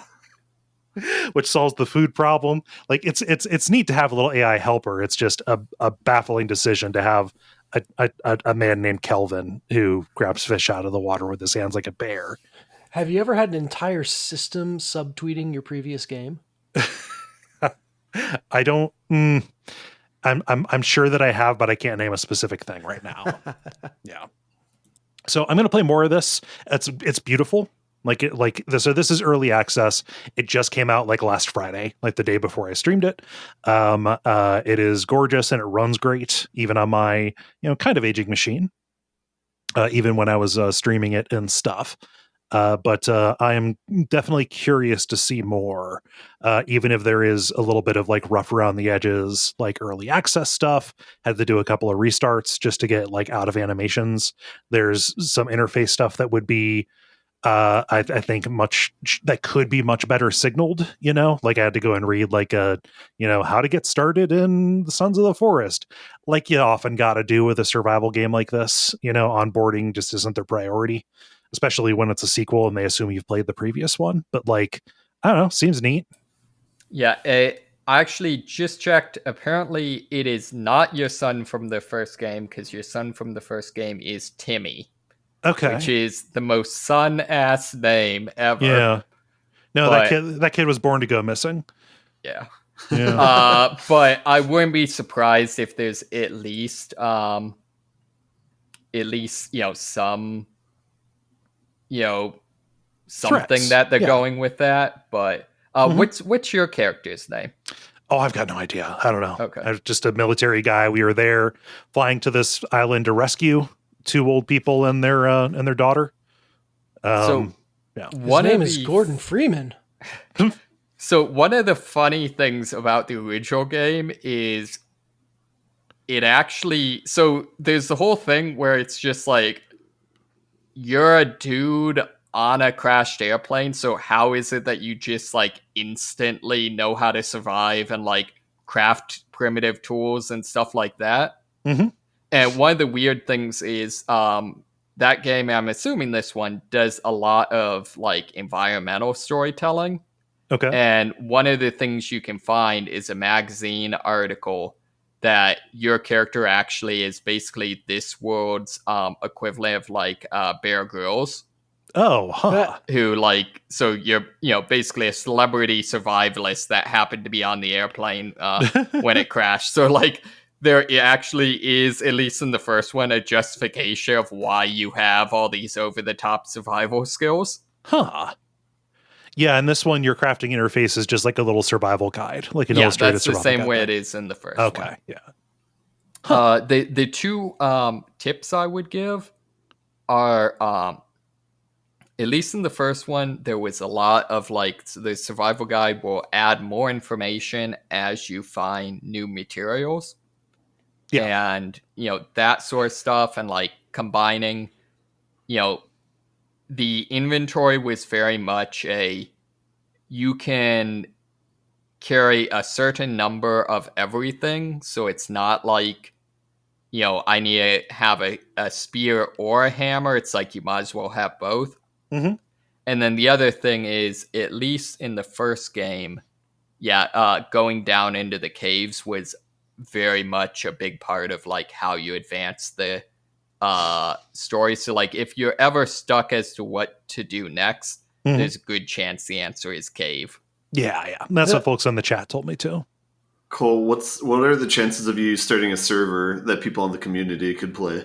Because I don't know if it's a server game. I'd like, or if it's just one where you just kind of match up and play. So I think on the first one you could just join random servers that people had spun up. I'm not sure what it takes to host or whatever, but that was a lot of fun, just jumping in and just rolling with like 6 or 7 people and like clearing out caves. Yeah. I'll take a look at it. I need to see how it works, but I don't think that would be a problem, really. I mean, servers. You could have 6 or 7 Kelvins, not just one. So many Kelvins. Oh, yeah. Any other questions about Sons of the Forest? Good stuff. All right. And the other thing I've been playing is Frostpunk. Big surprise. I have finished all of the expansion scenarios, which is good. They're really, really difficult. I'm not going to talk about all of them that I've done, just the 2 that I hadn't played as of the time the Watch Out for Fireballs episode came out. But man, these are all really different. And though Frostpunk is kind of a pretty simple strategy game and city builder, like it's just worker allocation and trying to kind of optimize your resources, get through bottlenecks and stuff like that. Like that simplicity helps them kind of take these very heavily authored scenarios and kind of like illustrate the ways that different dynamics kind of push and pull on each other. So the first one that I'm going to talk about it's called The Last Autumn. I believe that I streamed this when we were raising money for Bernie in the primaries. This is the one that takes place before the big winter that is going to come along and kill everybody, where you are playing as the kind of like expeditionary force who is sent along to build one of the generators that the new cities will be built around, like the big heater kind of things. And you plop down. There is no temperature threat. Like it's the last autumn. Like it should be fine. Except as you are building the generator, it becomes apparent that your boss's deadlines are unrealistic and the conditions are extremely unsafe. Like there are explosions because you're basically having people work in a big pit connected to in a big pit connected to a bunch of natural gas, and quickly a dynamic forms where the workers go on strike and you can decide, do you want to side with the workers or the engineers?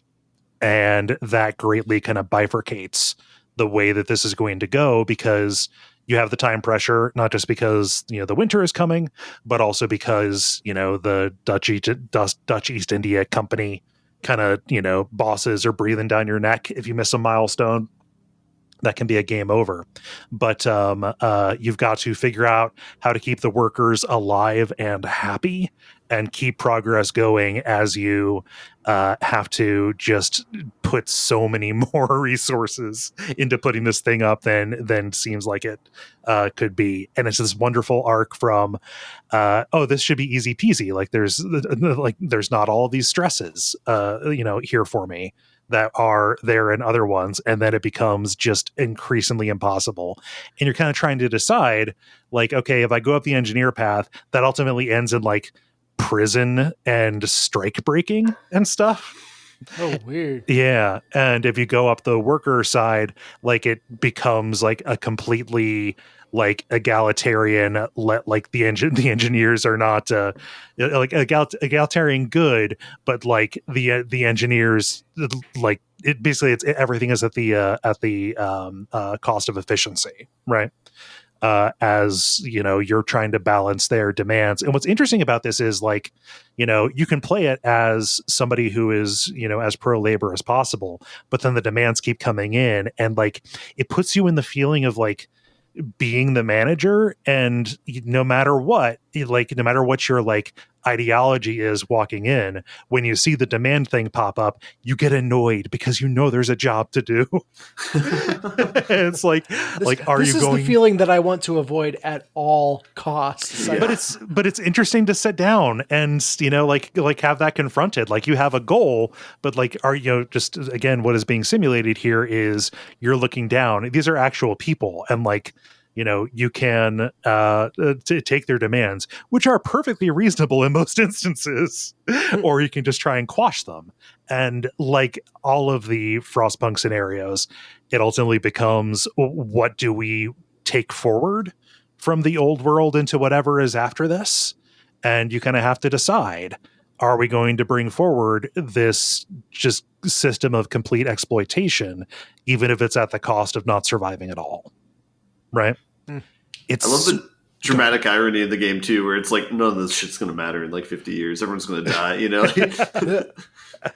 Well, yeah, I think my favorite just dumb statistic of the game is once you get to the end game, you quickly get to the point where if it was actually the temperature that the game says it is, all of the carbon monoxide from your smokestacks would just freeze and like smother everything.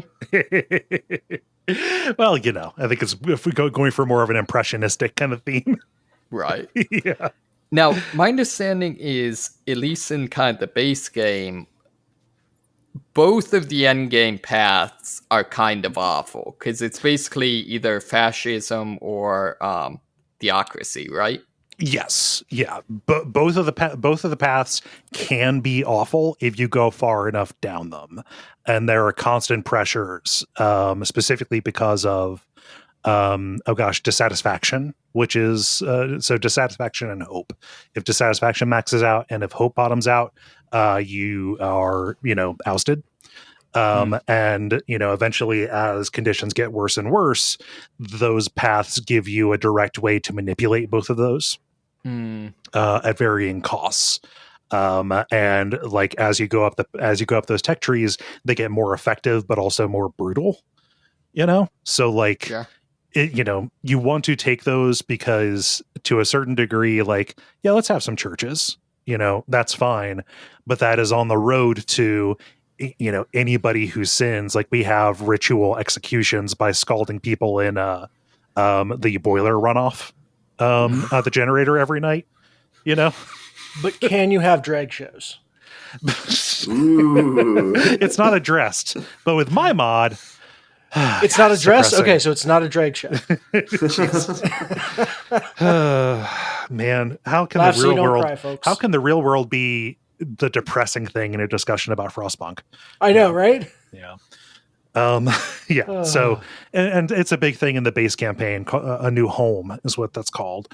About like, whether or not you crossed the line. Like, did you need to resort to these terrible means to get to get through the big storm, right?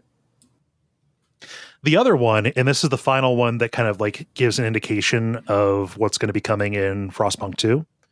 But I fucking love this. It's called On the Edge.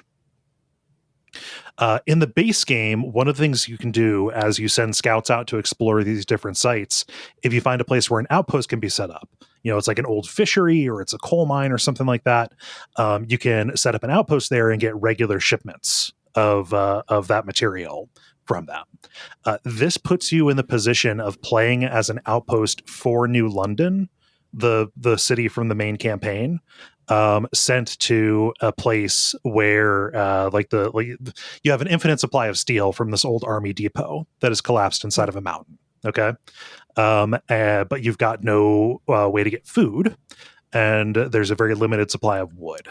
And there's like some coal, but it's not what you have. But the idea is like, you're there, you have a job to pull steel out of this mountain and ship it back to New London as often as you can, and they're going to send you food.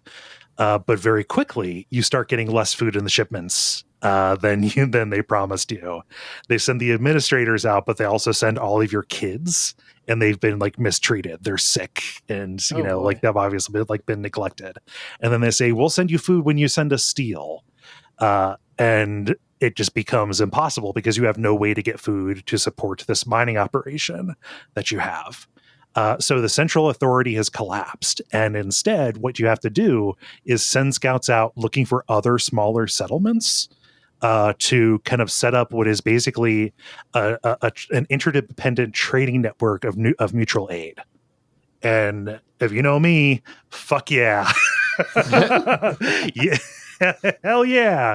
So like there's this town of like new age hippy dippy people who are like on a hot springs who have infinite food. There's some people who have infinite wood, and there's some people who have infinite coal, and you have to like manage like sending the stuff out to them to help build up and reinforce their little societies as they send you the resources that you need to do your stuff, as you have cut off contact with New London because they have said, like, how dare you, like all food, like all of this is our property, and like, fuck, no, it isn't. It's like, how dare you live? Yeah, and it's like, none of us has everything we need, but all of us has something the other needs. So let's get this set up, and it's about kind of establishing this distributed network across the Frostland, and it's extremely difficult. And it is extremely rewarding as it like brings in these little like written scenarios where like the different values of these different places start coming up, and you have to like resolve conflicts, and you're managing their favor and stuff like that. Like, it is a level of complexity that I wouldn't have expected would be in this game, as is represented in the base game, but it's really good. Yeah. Run, don't walk, I would say. It's like end game content, I would say. Like, I had to fail and restart multiple times on both of these, actually. But like the On the Edge scenario is like big thumbs up, like A+ material from me. Is this included in the Game Pass version of the game? I think it's like a season pass kind of thing. There's like a bunch of DLC, but I don't think it's expensive. I think it's like a $15 season pass kind of deal that gets you those scenarios and a couple of like different endless mode kind of deals. Yeah, usually Game Pass includes all the DLC, but I don't know if it's always that way. Yeah, I mean, like I bought the. Oh wait, no. Oh, so this is on Game Pass. I have it on Steam. I do not know if the Game Pass version has it. Let's see. Well, I see. So Frostpunk, The Rifts, Last Autumn, and On the Edge. Yeah, are additional purchases. It looks like they're discounted for Game Pass, but they are additional purchases. Yeah. I mean, I'd say it's worth it, but it's sure. You everybody do you. Yeah. But yeah, no, it's really good. Any questions about either The Last Autumn or On the Edge? How long until Frostpunk 2? I looked at that. There's really no indication. They're thinking sometime. Soon. Yeah, they're saying like the best I can find online is like maybe 2024. I don't know. There's plenty of others. I'm just happy to have like gone back and played all this other content that I was missing out on before. So I had a different question. You said that was the other game you had, but you still have one more game to talk about. Oh shit! Yeah, I didn't talk about this last week because I wanted to save it for when you were on, Ben. I beat the Case of the Golden Idol. Yeah. Aha. Yeah, it's a game that is impossible to talk about without spoiling anything. Good talking about it, guys. You can do some big hand wavy things to not ruin the experience for people, but yeah. It escalates in really, really cool ways. Yes. And the way that it starts having you answer questions that are less basic than who is this? And like, what is a kind of a pigs and bunnies version of what happened in this scene, and gets down to like, what are the forces at play here? Because there's kind of a magical element to this. And you're learning about like these different sets of rules for the groups of people who are in play. And the mysteries that you're solving too, like to speak to the escalation, become much more serious. Like, not to say that the beginning ones aren't serious, but it's like they become much bigger in scope. Whereas like in the first level, it's like figure out why this dude's pushing this guy off a cliff. But like in later ones, it's like, who's getting poisoned at dinner and why, like that sort of thing. It starts to become much more nefarious, and like at a bigger scale. And really great. Yeah, like those last few acts of where it gets real dicey to talk about what's going on there. Yeah. But like when you're I'll just say this, the one in the courthouse is great. Yes. Where you're figuring out the math. Yes, exactly. Yeah. Yeah. Completely like new game mechanic in a sense, but it's like fits in with the theme and like what's going on, and it's just like you're getting like whiplash of like where am I at now, like what's going on. So good. And like, even though everything that you can, everything that you can get the little clues for the thinking mode on, everything that can give you a clue is marked. Like, not all of it is, as useful as everything else. And even if something doesn't give you a little piece you can move around on the thinking board, it will still be a clue. Right. Mm-hmm. So like things like tapestries, things like posters. Notices that that are up, those all end up being very important.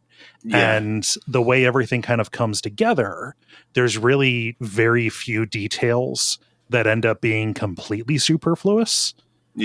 And there are characters who I wrote off as being just like, okay, well that's kind of dumb at the beginning, that end up factoring in even later as it goes. And you start having to keep like the entire history of the things involving this golden idol in your head as you're putting it together. And there are so many, like, a thing that like marks a really good mystery for me is, did I notice something was weird about that, but I just forgot to ask the question or forgot to hold on to it? And then later on, it comes like, I thought something was strange about that. Yeah. Right? Yeah. That's a good feeling for a mystery game. Yeah.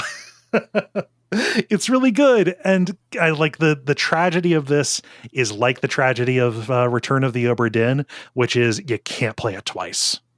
Mm-hmm. Like there are details like that you like I couldn't go in and just like fucking 360 no scope Return of the Obra Dinn, fill in every single entry in the logbook or whatever. But like there are epiphanies that you have about what is going on here, the story at large, or just like the particular details that you need to pay attention to that were such cool aha moments that you cannot so easily leave them behind. And yeah, they're only good for one go. You can at least vicariously enjoy it again when someone else plays it for the first time. Yes. Yeah. Yeah. You have the patience for that though, because you're a better person than me. I am an impatient little man. Oh, this man. This was a mutual birthday gift. I think you gifted this to me, and then I gifted it to you back. So. Yeah. Yeah, but I finally got around to it, and thank you for reminding me, because I would have forgotten otherwise. When are you going to play Pentiment now? I'll talk about that offline. All right. Yeah. So yeah, that's any questions about Case of the Golden Idol? Multiplayer. Now it is time for the multiplayer, where we ask you a question and you answer it. Dennis, what is the question that you ask the nice people? Yeah, this week we're just vibing, man. We're just kind of snuggling up and playing some games. Mm-hmm. Cozy games is a genre that comes up a lot, and the definition is kind of a little nebulous, so I thought we'd define it by examples. So what is a cozy game that you like to cuddle up with when you're feeling like some chill times? Yeah. And we only got one this time, but there's a reason. Not putting you on blast, Dennis. This did go up a little bit late. No, it did. Yeah. One of those things where it's in your head and it just doesn't make it to paper. Yeah. So I'll read the one. We can give ours. Callum gives a very cozy answer, which is playing Lego games with my daughter. Yeah. A good way to go. I imagine that. I imagine that stands. I'm not going to contest it anyway. It's tough. It depends on how much you want to min-max, right? Because playing games with your kids can be infuriating. So like if you want to get those max brick scores, I assume that's a thing in Lego games. You said it with so much authority that I didn't question it. Your children are only going to hold you back. All right, well, I got my title for the week, I guess. It is fun to hang out with kids, even more so if they are watching you play. Like that's a good time as well, because then you're performing the game as much as you're playing it. Yeah. I don't know that I have an answer for this one, because I've never really grasped what makes a game cozy in the popular parlance, because I would feel say like that tells us a lot about I don't know how to play games chill. Well, but I mean, I don't know. My answer here was I'm going to say Frostpunk, but that might just be a depression game. I don't know. Does a cozy game have to be light in subject matter for it to be for it to be considered as such, right? I don't think so. I think you can have games for that are cozy but thematically dark. Yeah. Here's my charitable interpretation. I think your life is cozy, Kole. So it might be like a fish in the water thing.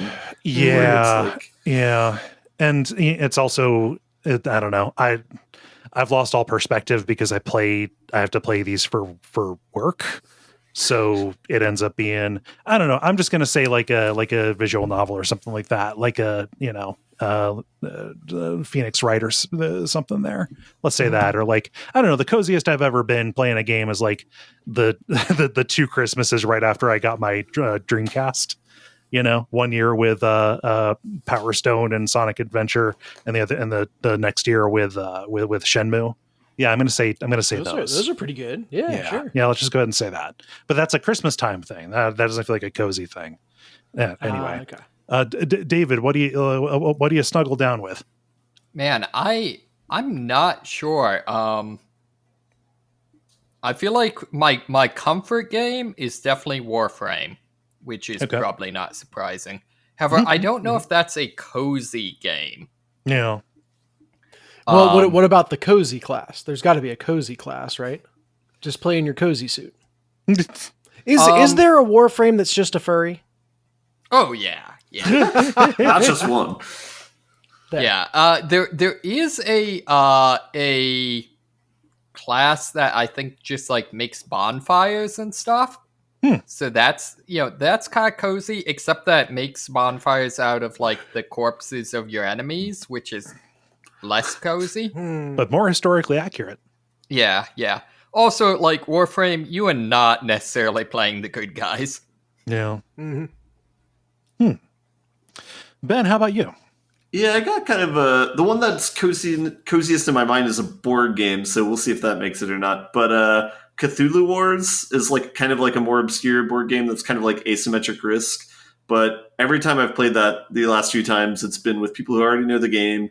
Everyone grabs a beer. It's like a fun, like random, I'm going to like jank you now, you're going to do this now, like that sort of thing. And it's Cthulhu stuff, so it's nice. Nice. And Dennis. So, Frostpunk, murder robots in a Cthulhu-themed game. So. Yeah, we are broken. Yeah, I was gonna say, I think we might have a problem. Although I guess mine isn't cozy in the traditional sense either. My thought on this was Trackmania. Oh yeah, that makes perfect sense. That fits like a glove.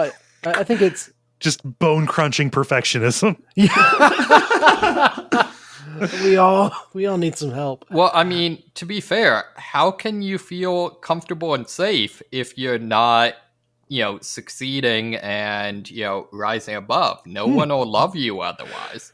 Oh no. It's like Tokyo Drift. They say, if you're not out of control, then you're not in control. Or something like that. I think that was the tagline. That's correct. Yeah, all right. Yeah. Sweet. Remembered that trailer for a movie that I never actually watched. But yeah, it just is familiar, and I think there's something to like the tracks in the game are all built out of the same pieces, and so even when you're on a new track, it is familiar pieces, and you kind of learn to, you can kind of read the track in that way, and I like that a lot. Yeah, nice. Well, actually, I'm sorry. I want to amend mine. No Man's Sky can actually be quite cozy. Oh yeah, that's pretty good. Okay. Yeah, experiment or exploring the universe. You've got your ship. There's funny little frog people. I mean, it's good stuff. You can spend the night learning words. Like that's awesome. Yeah, No Man's Sky makes perfect sense to me. Yeah. Well, thank you, Callum, for writing in. If you MVP, if you would like to participate in these in the future, go to the Duckfeed community Facebook group and watch for the prompts to go up. Thank you, Dennis, for posting this. Next one will be earlier, I promise. Cool. All right. The end boss. Now it is time for the end boss, where we talk about things that are happening in the world of video games. I'm going to go first with mine because it is big, but also it is short. Just this morning. It's a chode of a story. Jesus Christ. Gifted on some chode. It's a story with chode pants, real wide waist and short legs, chode jeans. It's so about like my time about 4:00 this morning, FromSoft just straight up announced that there is going to be DLC for Elden Ring. I think it was just a social media post with the name and a little bit of copy around it and an image. Was it like 3 a.m. or something? Oh yeah. It was like I woke up because I had slept like shit last night, and I checked Twitter and I saw people talking about this. And I'm like, oh, I guess that's what my day is. Yeah, but literally, it's probably in the middle of the day in Japan. So yes, yeah. I don't know that there is a good time to to do that, but it was just funny the way that like my timeline, a time of day when my timeline is just cranky British people, who have already started their day, like just suddenly everyone's like, oh shit. Yeah, it's called The Shadow of the Erd Tree, which, unless you're taking some of the reads that people are taking on it, is kind of a boring name for it, but whatever. The image appears to show a figure with long, flowing gold hair riding a horse that looks an awful lot like Torrent, your in-game mount, through a field of ruins toward an Erd Tree that is kind of overtaken by kind of another plant that is kind of grown up around it and strangled it out. And that is all we know. Shadow of the Erd Tree, that image, no release date, just that it exists. Released here just like a day after the 1-year anniversary of Elden Ring releasing. So people are already making hay out of this in terms of like interpretations. I'm keeping my powder dry, but it is very funny. The amount of just like, let's say, collaborative long-range improv that goes on with people taking small details and trying to reassemble them. What do you think about the real game? Yeah. The meta game. Yeah. What do you think about the choice of them doing a DLC over just doing like a straight up sequel? It's in line with what From does anyway. Like in the past, some of their best content has been the DLCs for them. I would say everything outside of Dark Souls 3, the DLC has kind of been the highlight. So with Dark Souls 1, there was Artorias of the Abyss. Bloodborne had the Old Hunters, which was the standout content in that. So it is not surprising. I do not know if they're going to be working on a sequel, really. So I'm just happy to get more. It kind of seems like it was going to be, if not a studio tradition, then at least an economic reality that they were going to have to go back to this well, just because it sold like crazy. Like they just passed 20 million sales or something. Yeah, I mean, it got like every game of the year, so it makes sense. But... Yeah. So Bonfireside Chat will address it whenever there is a trailer. If that trailer has anything in it, anything in it to react to. All right. Well, where's the line? How contentless can the trailer be before you talk about it? We need to get clarity on this. I can't say that. We're going to know it when we see it. I'm not making promises about anything. I'm just saying, like, all we have is an image. We can't, like, this isn't QAnon. We can't just bake that. What if they do? What if they do like a Flixel where it's a moving image? I mean, that would be pretty underwhelming. I wouldn't like that. That would basically be the same thing. Mm-hmm. Mm-hmm. But what if like every strand of hair was actually a string of letters if you zoomed in far enough? And the image that they sent was, you know what, you're not taking this seriously, so I'm not going to engage. Yeah.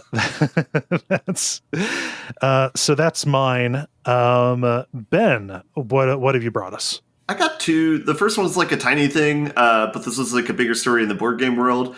On Board Game Geek, the #1 game has been usurped.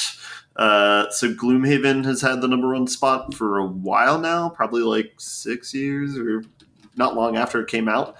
Mm-hmm. It has been topped by Brass Birmingham, which is a game that came out 5 years ago. So it's kind of surprising for it to take the position now.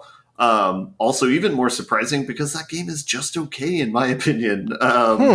But it's not the first time that I've disagreed with Board Game Geek's standings, but it is a thing.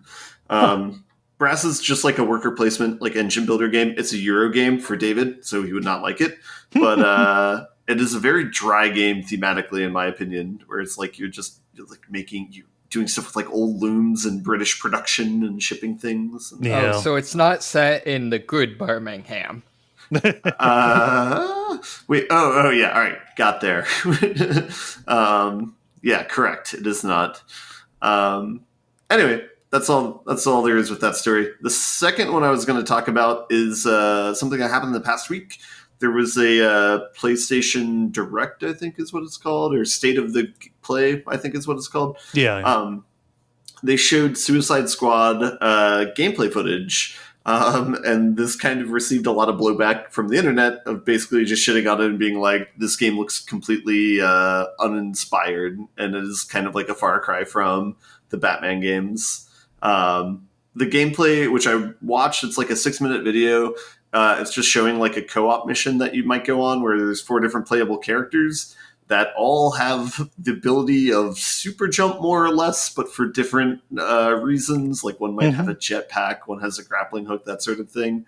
And it's just a lot of shooting like random zombie type things and then shooting a boss and cutscenes before and after those events. Reading the comments section on the video is pretty funny. One says, nothing like watching Captain Boomerang using guns all the time. It's like, yep, it's about right. So it's definitely weird because it's like you can tell there's a lot of attention to details to the characters, like in the cutscenes and stuff like that. And there's at least like it seems as well researched as like the Batman games were, and like as much reverence for the characters. But man, the gameplay, it does seem like they're probably not going to stick the landing with this one. But I mean, I'm willing to be optimistic and hope otherwise. But it looks just very similar to a kind of bland like multiplayer like type game right now. That like something like a Valorant or Overwatch, but not the same appeal maybe. It's like a third-person Destiny kind of thing. I mean, like right down to the just loot treadmill kind of stuff. Like the funniest thing that I saw about this, I saw like somebody post a screenshot of an item that gives like an extra 2.3% attack against Batman-infused enemies. Yeah. Yeah. So that would be Catwoman. I don't know. But just like Batman-infused enemies. What are we doing here? Yeah. So I really want to be optimistic about this game, but it's like it's tough. It's like just stick with the single player games, please. It just doesn't seem like there's any appetite for this. It feels like a game that was pitched in a time when people would have been more excited about this, and we're just kind of exhausted. But even that's weird because like I'm positive this game at the very least was, started development after something like Anthem failed, right? Yeah. I'm thinking of like Back for Blood and all these games. Like, are we witnessing the death of the co-op shooter? I think it's just the oversaturated. The death of the bad co-op shooter. Sure. Well, no, it sounds like the renaissance of the bad co-op shooter right now. Well, that's true. Yeah. It's just we're probably in line for a contraction. Mm-hmm. Yeah. Oh, everyone switched to Xville shooters. Hey, I mean, sounds like cooler stories than what I'm seeing here. Like jumping around seems fun, but I don't know. Jumping or grappling hooking?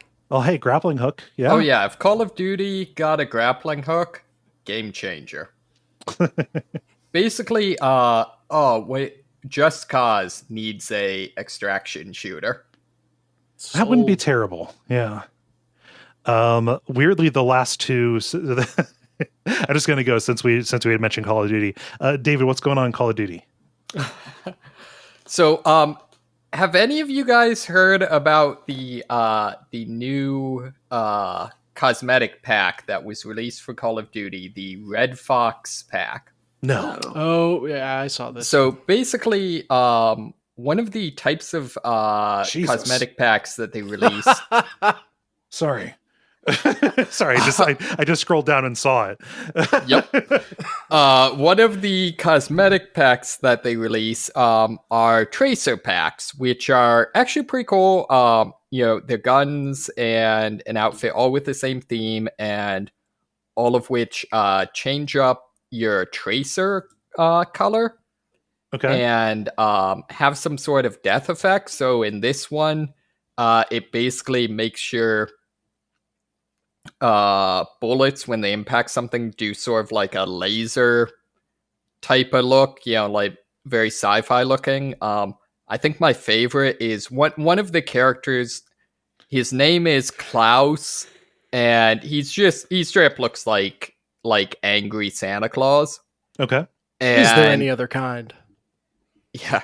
And his effect on the pack they released for him, just whenever you shoot someone, the blood splatters either spell out naughty or nice. Yeah. But anyway, so this is a cool outfit for one of the operators named Hutch, which is kind of this big dude. I really like him because all of the operators have different voice lines they do, on different situations. So I'm covering your 6, or you have to try harder than that. Just barks. Mm-hmm. And his are always just very, very happy, which is fun. And so this pack is basically him in clothing that is very, anime, Red Fox, chibi characters all over it, and he has little fox ears. However, he also has his pants are very skin tight and has a very prominent bulge. Now, we're not just talking just straight up oh yeah, this is just kind of pressing out. There's a certain amount of articulation. I believe Taylor's referred to this. He is dressing left. Yeah. That's what I saw when I said it's pointed Jesus down earlier. Range. Yeah. Yeah. It's yeah, no, it's that's a choice. So, I mean, someone's job was to very lovingly model that. Is there an outcry on this, or are people fucking owning it? Yes. So it's the internet. Yes. Yeah. The answer is yes. The Polygon article I think I posted for it does the thing that annoys the hell out of me, of where they're like, someone on Twitter, said that, this is highly offensive. It's like, yes, of course you found at least one person on Twitter. Yeah. If you're going fishing, you're gonna pull something back. Yeah. Right. Mm-hmm. I haven't heard much to get kind of a community consensus, quote unquote, but I think people, are going to own it. I hope they don't remove it. All I'm going to say is we haven't seen this in action yet. All right. We need to know if there's jiggle physics. I mean, Dennis raises a good point. It is not like this would be, we wouldn't look the other way if this was a lady character. Yeah. I was trying to think this. Are there any of the lady, not that this matters because there's tons of other games where there are, but in Call of Duty, are there any female skins that are gratuitous? The most I can think of is there's one of the characters' default skin, I think, is supposed to be a wetsuit. Okay. And so it's so it's very, very form-fitting. But on the other hand, you're supposed to be some sort of, Navy SEAL type person. Yeah, so, wetsuit does kind of make sense. Yeah. I haven't seen enough to know. I just think this is really funny. Yeah, no, it really is. Yeah. I forget if if it was here that we were talking about or somewhere else, but I feel like they're doing a really good job of threading the needle between, your default outfits for everything is just hyper tactical, badass, Tom Clancy fantasy. And they're doing a good job with some of these cosmetics of threading the needle between that and Fortnite, where it's not just I don't know, you're wearing a unicorn mask, but some of the stuff is kind of silly. Yeah. I imagine it depends. This will fit in more in DMZ compared to other modes, probably. Yeah. Yeah. Mm-hmm. Yeah. I mean, maybe that's this is telling us something. Next DMZ match is Animu World. Yeah. I don't know. Oh, speaking of fashion, Dennis, round us out. Yeah. So games and fashion seem to be going together pretty well these days. Diablo was featured in a runway show in advance of the launch of Diablo 4. The Danish designer Han Kjobenhaven put together an entire line. Primarily, it looks like made out of like rubber and latex and chains and stuff. But an entire line inspired by Diablo 4. Huh.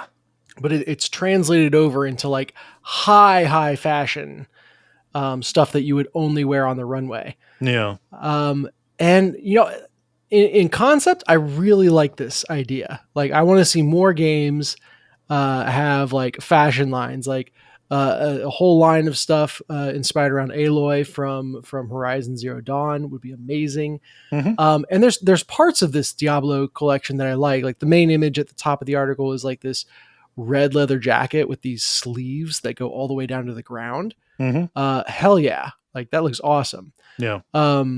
But overall, there's some hits, there's some misses in it. Mostly, I just wanted to call out the idea of like, yeah, we should have our games come with accompanying fashion lines, So not just there's character actually- skins, but like high fashion, walk the runway clothing lines.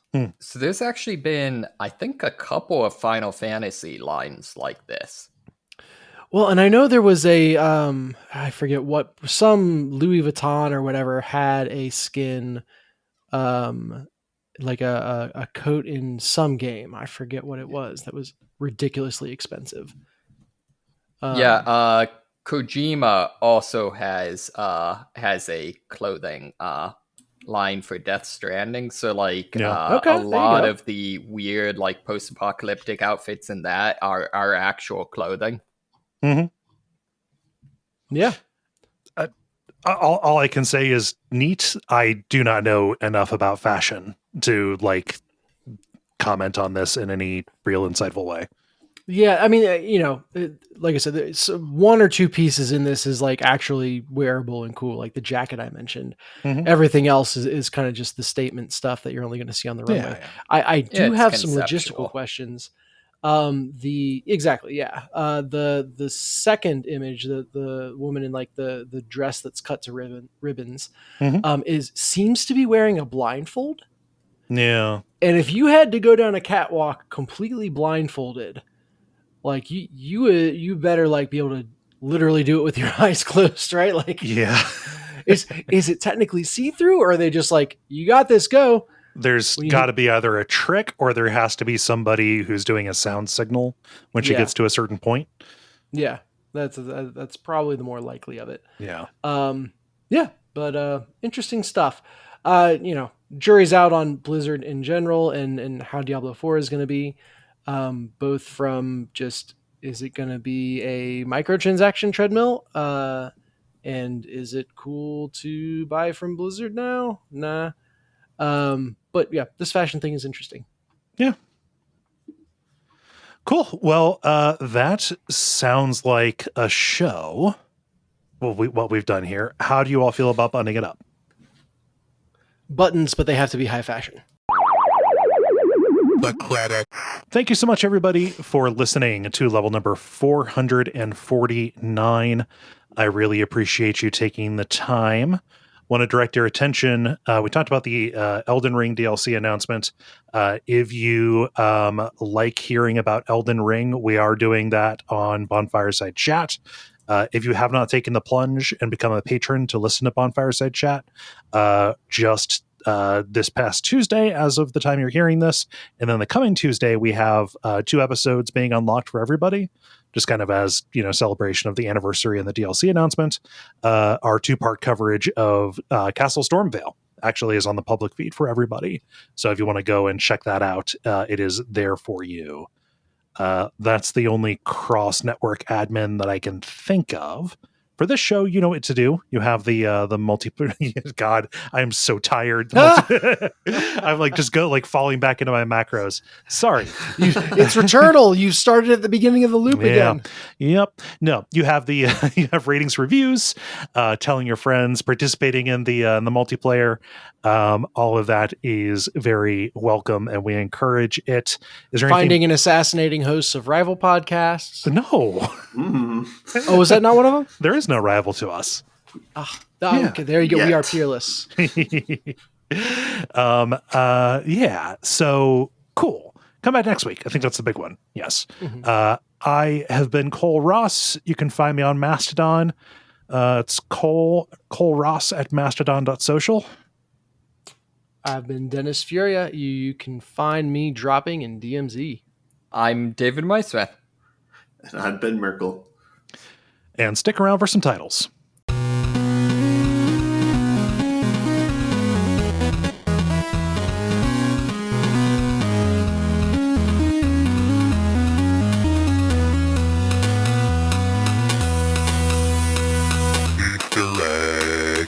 Where's my list here? So I have 3.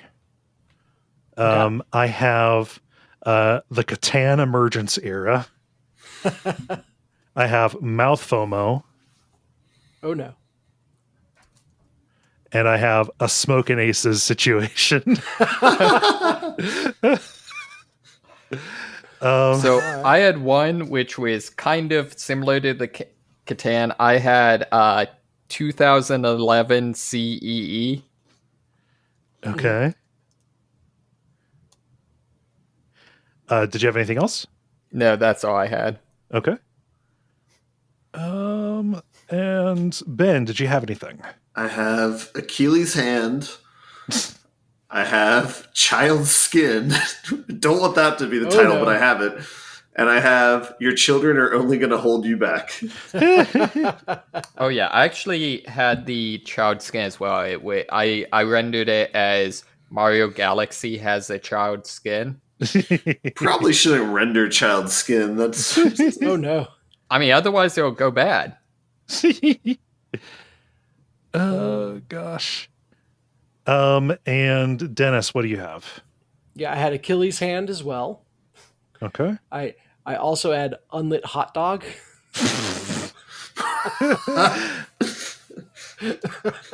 so many dirty titles, or just icky titles this week. It's from when he throws the flare. I get it.